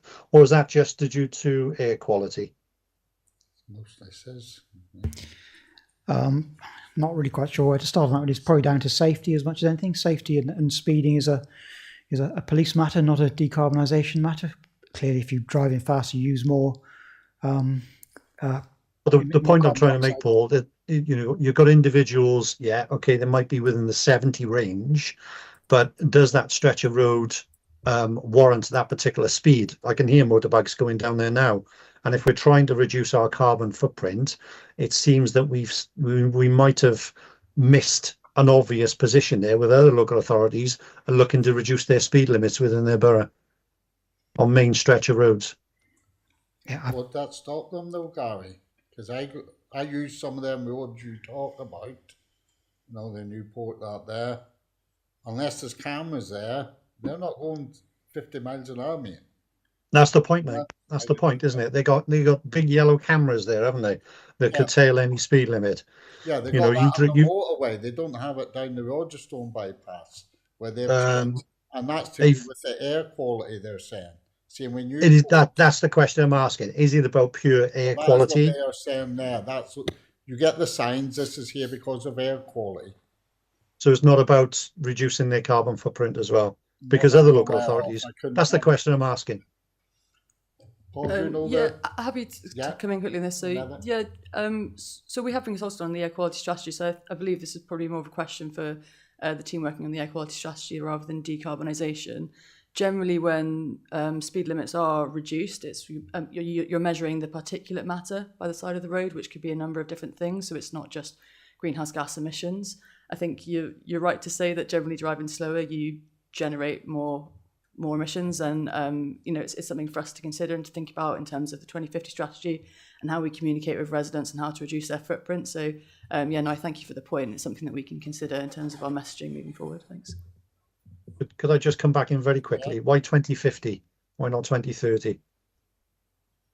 So 2050 is a target that has been set kind of internationally. So as part of the Paris Agreement, it was agreed that there would be a global international effort to try and reduce global warming, and we set nationally determined contributions or carbon budgets for all the signatories to that agreement going up to 2050, because this was deemed a kind of I'm not privy to the conversations that happened at COP, but no, that's fine. So it's a target for the whole of Wales. It's been set internationally, and 2030 has been something that's been set by Welsh Government as an ambition for the public sector.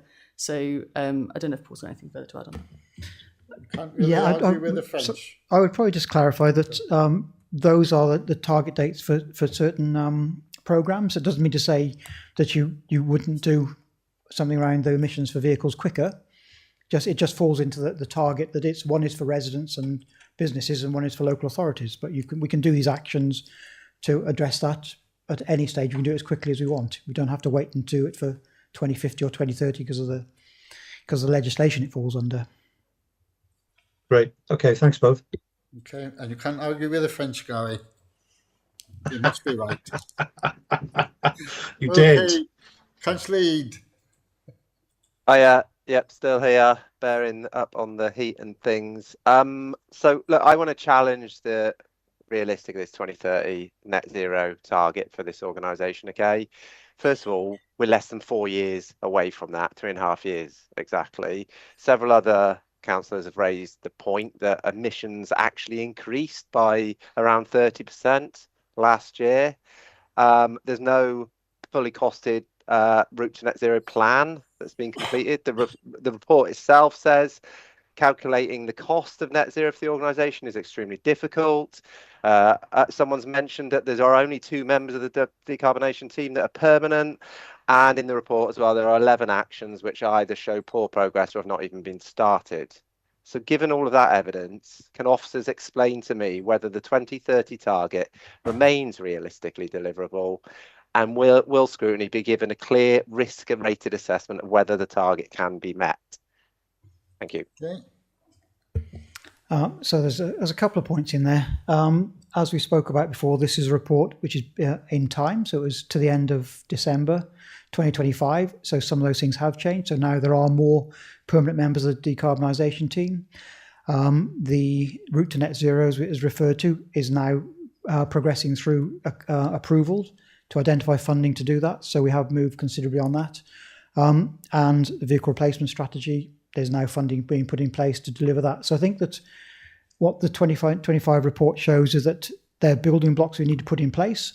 So those are now becoming into place. So we are now allocating funding for vehicle replacements, which is a big chunk of our emissions, as is buildings, which is even more significant. So that those things are coming into place. In terms of the wider kind of whether things are going to be achieved by 2030, this follows in line with a council decision to set a climate emergency and do that, and Welsh Government legislation, which requires us to do that. We are working as fast as we can to do these things. We're hopeful, given the resources, that we'll get there. I do think that the new administration in Welsh Government are going to review some of these things. I certainly think that having supply chain as a requirement for us to be net zero, including our supply chain by 2030, is very, very difficult for us, because we've discussed already in this conversation, we have very little control over our supply chain. We have to build roads, we have to sort of care for people, we have to sort of have schools. There's lots of things which we have to do, which we have no control over the amount of emissions they have, particularly for third-party spend. So, I would say that this is likely to change. Some of these things are likely to change in the next 12 months. Okay, thank you. Okay, members, So, if we can try and stick it to one question each. It is gone after 7 and we've still another 2 items. So, Councillor Walter Williams, please. Thank you, Chair. I wanted to make a point of what Councillor Enright said about the street lighting. Also, I've got 2 questions for this report. But Go ahead, Walter. Okay, thank you. Well, I've been on this committee now since we started this street lighting reduction. And the reason we had to do that was because of cost. And once you mention to residents that if they want the street lighting back on all night, they'll have to pay more council tax, they soon change their mind. And secondly, the police reports I've had since we've turned the lights off, that burglary had gone down, because even the burglars got to walk around with a torch because they can't see in the dark like everyone else. So they have to use a torch as well, and then the police stop them and So that's been a reduction. I'll go to the questions I want on this report now to page 167. It says housing and heating.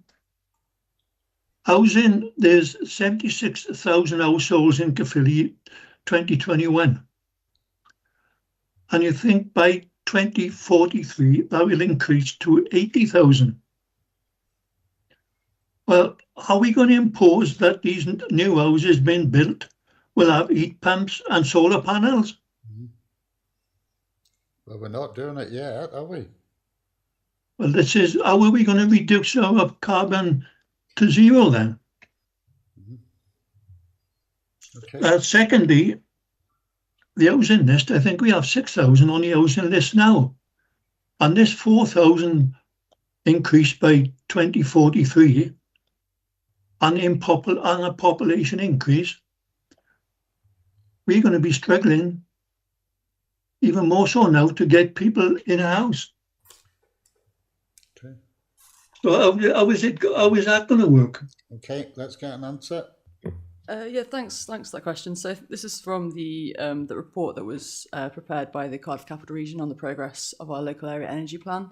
So the purpose of including this within this report is just to note that progress with regards to what's going to happen with housing development moving forward.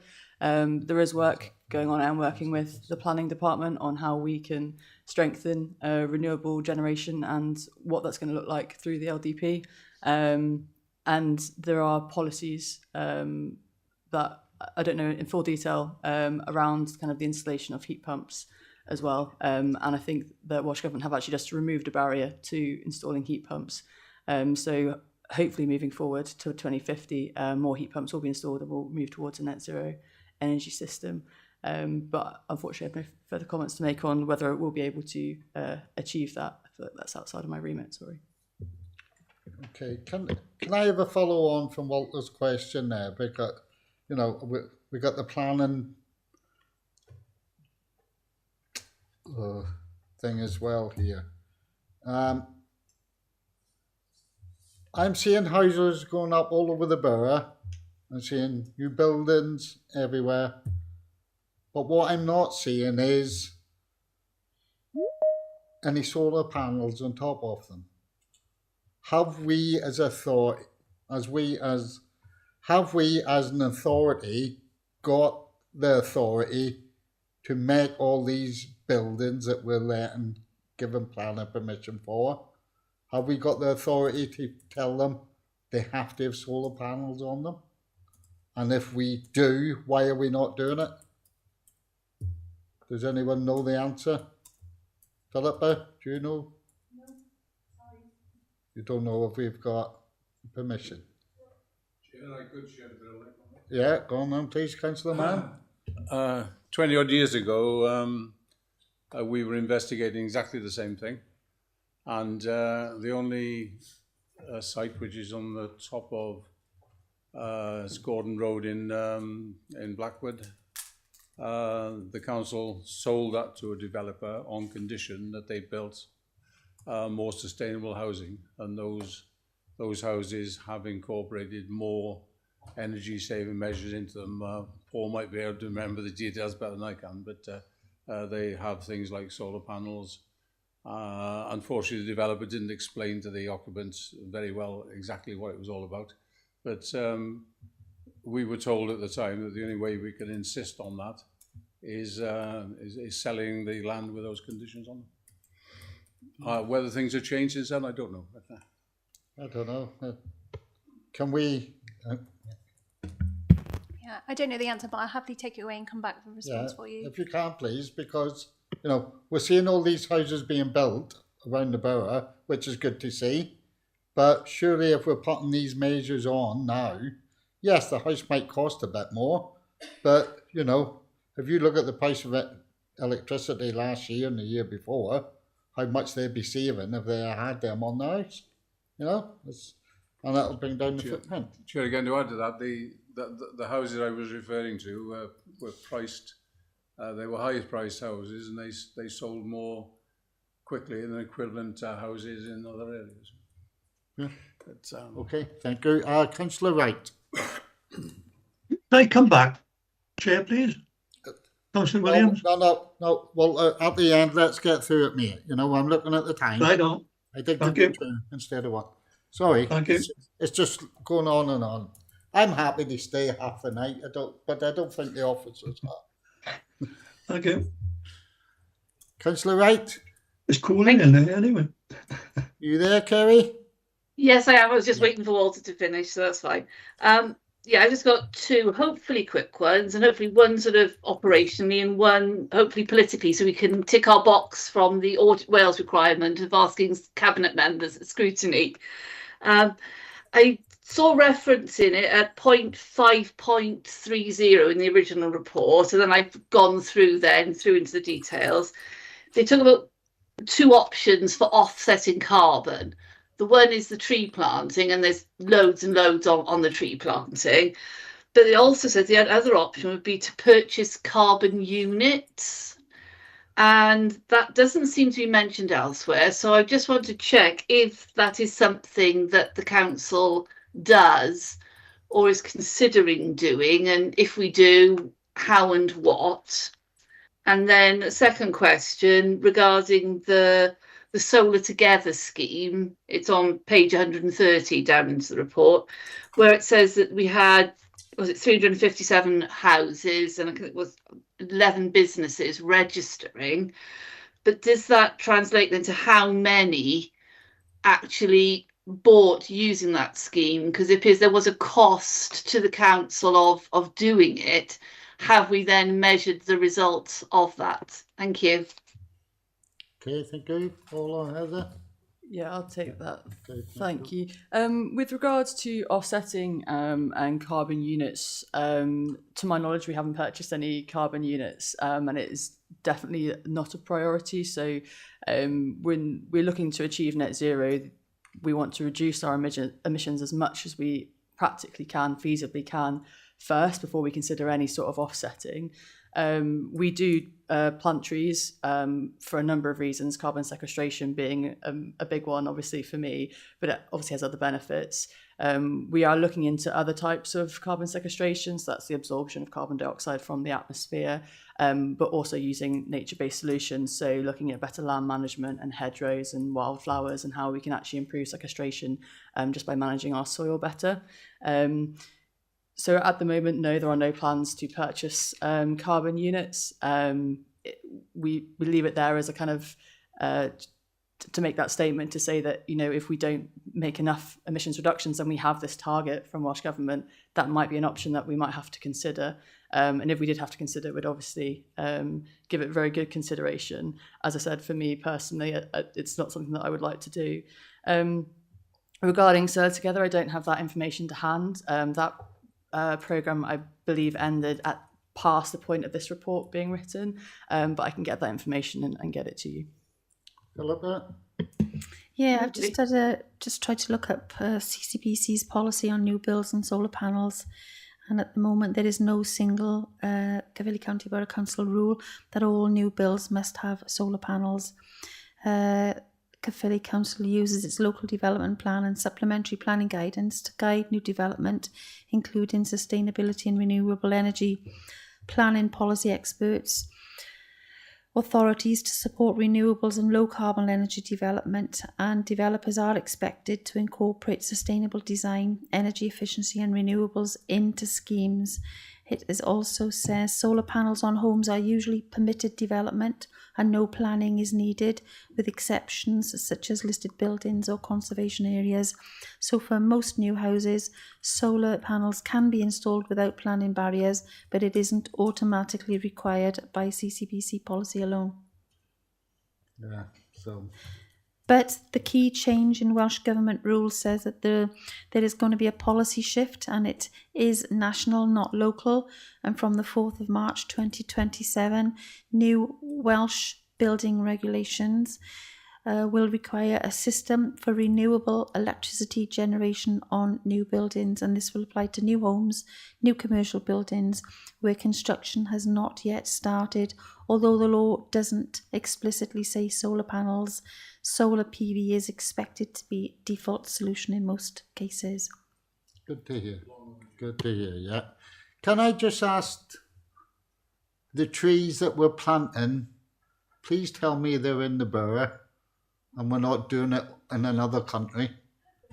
Please tell me we are. Yes, we are planting them in the borough, yes. Thank you very much. So we're doing a big programme of Thank you very identifying much, that. because there was something to do with the last election. I think it was brought up quite often. Yeah. Well, we need a few up pant side, don't we, where we all deceased. Okay, Councillor Stephen. Hiya, thanks. Sorry. I think what I've got from this conversation is something I mentioned. I think I spoke with Paul after one of our first decarbonisation meetings, is that the way to reduce the carbon as quickly as possible is a complete change in planning policy. And I know it's just been said that in March next year there is going to be a change, but that's in relation to energy efficiency savings, as in solar PV, heat pumps, because all these things, all these measures they put into properties have got to work in conjunction with each other to be effective. You can't just have a heat pump on a house because you couldn't afford to run it on grid electric. It just cannot work. You've got to have a conjunction of solar panels, battery storage, and a heat pump to make it worthwhile. But going back to the planning side of it, I'm not sure if we as an authority, where we say we plant, where we just mentioned we planted 9,000 trees, we've got 163,000 trees in under management of Caerphilly County Borough. So that 9,000 in 1 year is just over 5% of the trees we manage. That's excluding domestic properties, that's excluding woodland, that is just parks, roadways, and other authority-owned land. If planning could lobby Welsh Government, and for every new property that's built, plant 50 trees. There's your offset. It is a simplistic way of looking at it, but it could be easily implemented if the will was there. We are when we're dealing with planners and developers, we're dealing with a multi-billion-dollar industry who answer to shareholders who want their dividends paid. If we impose stricter regulations on developers to say that in condition of your plan application, a condition of planning is you have to do X to comply with Caerphilly County Borough's planning policy or planning regulations.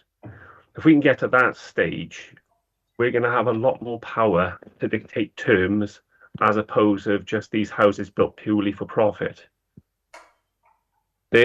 Something will have to go back for the good of the planet, in a sense, that will be, how can I say? Sorry, I've got a mental block now.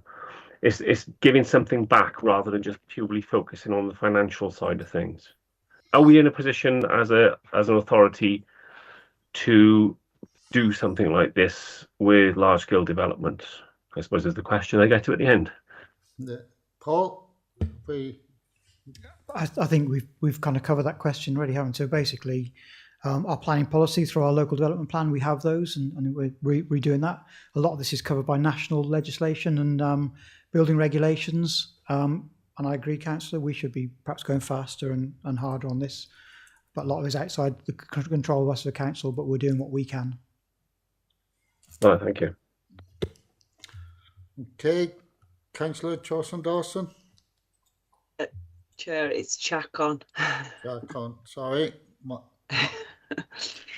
I've got a few questions, but I won't ask them all. I'll just ask a couple. This is a really important one. It mentions in the plan about stopping investing in fossil fuels, but can we not just do that? You can do that, great, that's great, but encourage investment in green fuels. That's one question. And then a really important one about, we're getting more and more electric cars. Have we got specialist specialist engineers that can repair these cars in-house?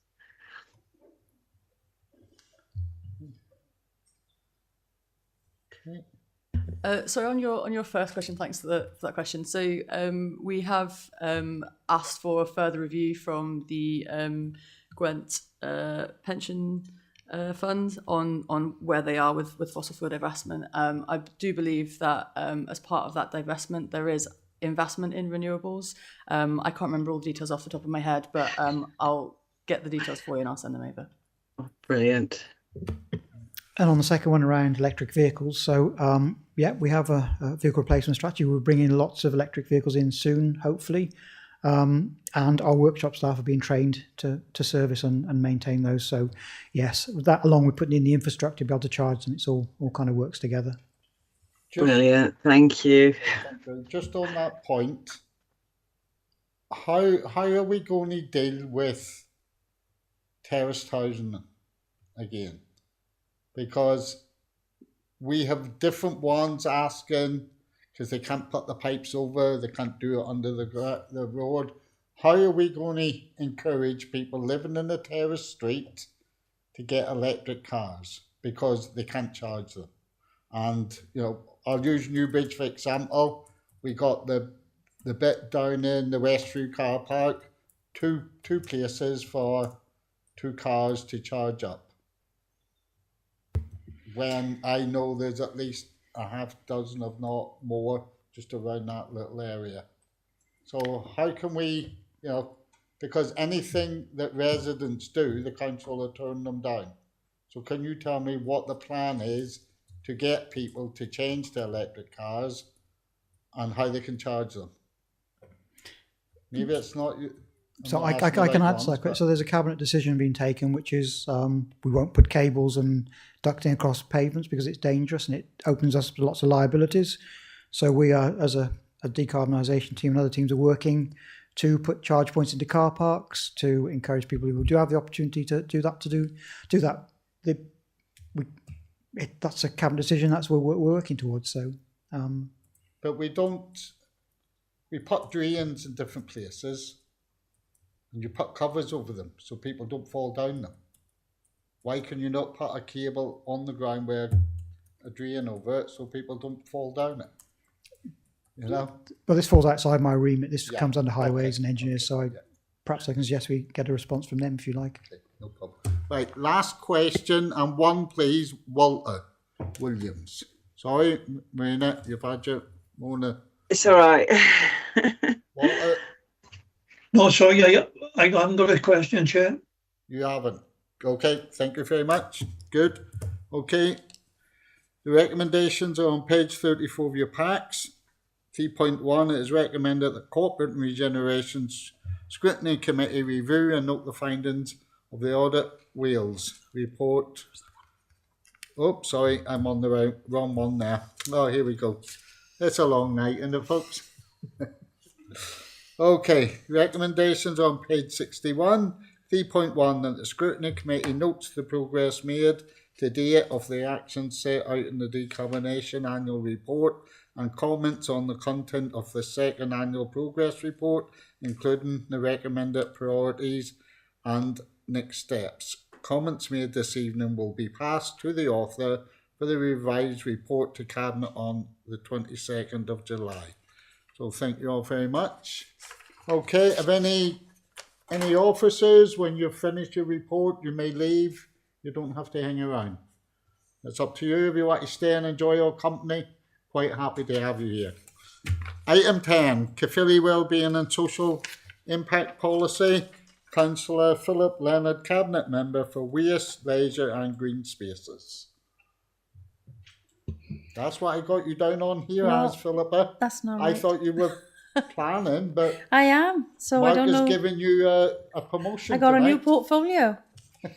Okay, so thank you, Chair, and I am also here to present this report in the absence of, on behalf of, Councillor Nigel George. The purpose of the report is to seek endorsement of the newly updated Caerphilly Wellbeing and Social Impact Policy, replacing the Council's previous social value policy. The revised policy reflects recent legislative changes and strengthens alignment with the Council's corporate plan and wellbeing objectives. The policy establishes a single coherent approach to maximise the impact of the Council's annual third-party spend, circa 320 million, ensuring our procurement activities deliver wider social, economic, environmental and cultural benefits alongside value for money. The proposed policy provides a clear strategic framework to maximise the Caerphilly pound, ensuring procurement consistently delivers measurable and long-term educational and community benefits. Thank you, Chair. Okay, thank you. Okay. We go for any questions? You off call? Okay, yeah, that's okay. Yeah, must have been a Plaid meeting because they all went. That's the moral. That's so. Okay, Councillor Dawson, then please. Thanks for. Right, let me get my glasses so I can see because the writing's so small. It's only one question on the TOMS system. It's got the value multiple times. Obviously, the same thing is included in various categories. Can I have some clarification about this? Okay, who's taken the Natasha? I've Natasha's name on here. Is Natasha Ford here? I am, sorry, Chair. Yeah, okay, sorry, yeah. Could you just explain what specifically you're referring to? Right, on the TOMS system for Wales Advisory Measure Set, to page 219, see, it has the same values multiple times on different categories. I'm just clarifying whether they are counted because they fall into different categories. Because the reason I say is because there's numerous ones that are repeated, like £25.30p. That's the rand. That would be the same thing because that's a very specific number. So it's obviously the same thing. So it's in multiple categories. Am I correct in concluding that? Yeah, that is correct. It is a proxy value. It's not an actual cash element. It's an estimated monetary value that's used to show the wider social, economic and environmental benefits. Oh, right. Oh, brilliant. Okay. And where do you get these measures from? How do you so this is a chart is to show you if you did this, then you would be providing this amount of social value. That's correct, yes. Oh, right. Oh, thanks for that. Okay. Oh, brilliant. Yeah. Okay. Sorry, it's Ian Evans here. I mean, in terms of your question, which is a really good question, this is now funded by Welsh Government in terms of the TOMS. So the work that's been done in producing these is aligned to statistical information. It's a mouthful this time of the day. And it's something that's been verified and gone through a process in coming up with the local economic factors, and then which comes up with a proxy value depending on certain requirements and criteria. And is this specific to Wales? Because obviously something might be valued differently in a different, like say London, for absolute contrast, because everything's more expensive in London. So this is Wales specific, is it? Yes, that's correct. Brilliant. Okay, that's great. That's really good to understand that. Okay. No other questions, or you got off lightly? You have.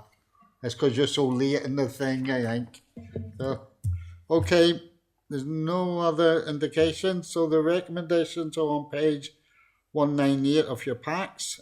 3.1, endorsement and implementation of the proposed new Caerphilly Wellbeing and Social Impact Policy 26 to 2030. Can I have a mover and a seconder, please? No. I move, Chair. I'll second that. Okay, we go to a vote now, please, members.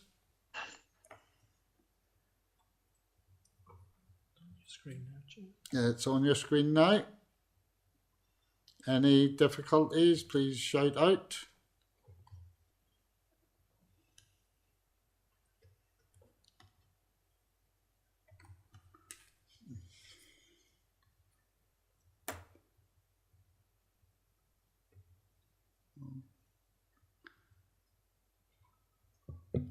That's been carried unanimously, Chair. Thank you very much. Item 11, we are going on to a public interest test. Mark? Yes, thank you, Chair. The next item is an exempt item. In the opinion of the proper officer, it only may be discussed when the meeting is not open to the public, and first to consider whether the public interest requires that the meeting should be closed to the public for consideration of this item. As I say, the opinion of the proper officer is that it is an exempt item, so I'd like to seek a mover that we can go into an exempt session, which means that this meeting will end in terms of the webcast and in terms of the public involvement, and will be held in an exempt session. So I'd like to seek a mover and a seconder that we now proceed to an exempt session. Thank you, Chair. Okay, members. I move, Chair. Okay, thank you. Have I got a second? Happy to second, Chair. Okay, thank you. Enough to the vote then, please, members. It's on your screen now. I'd like to vote first. No point submitting the blank screen.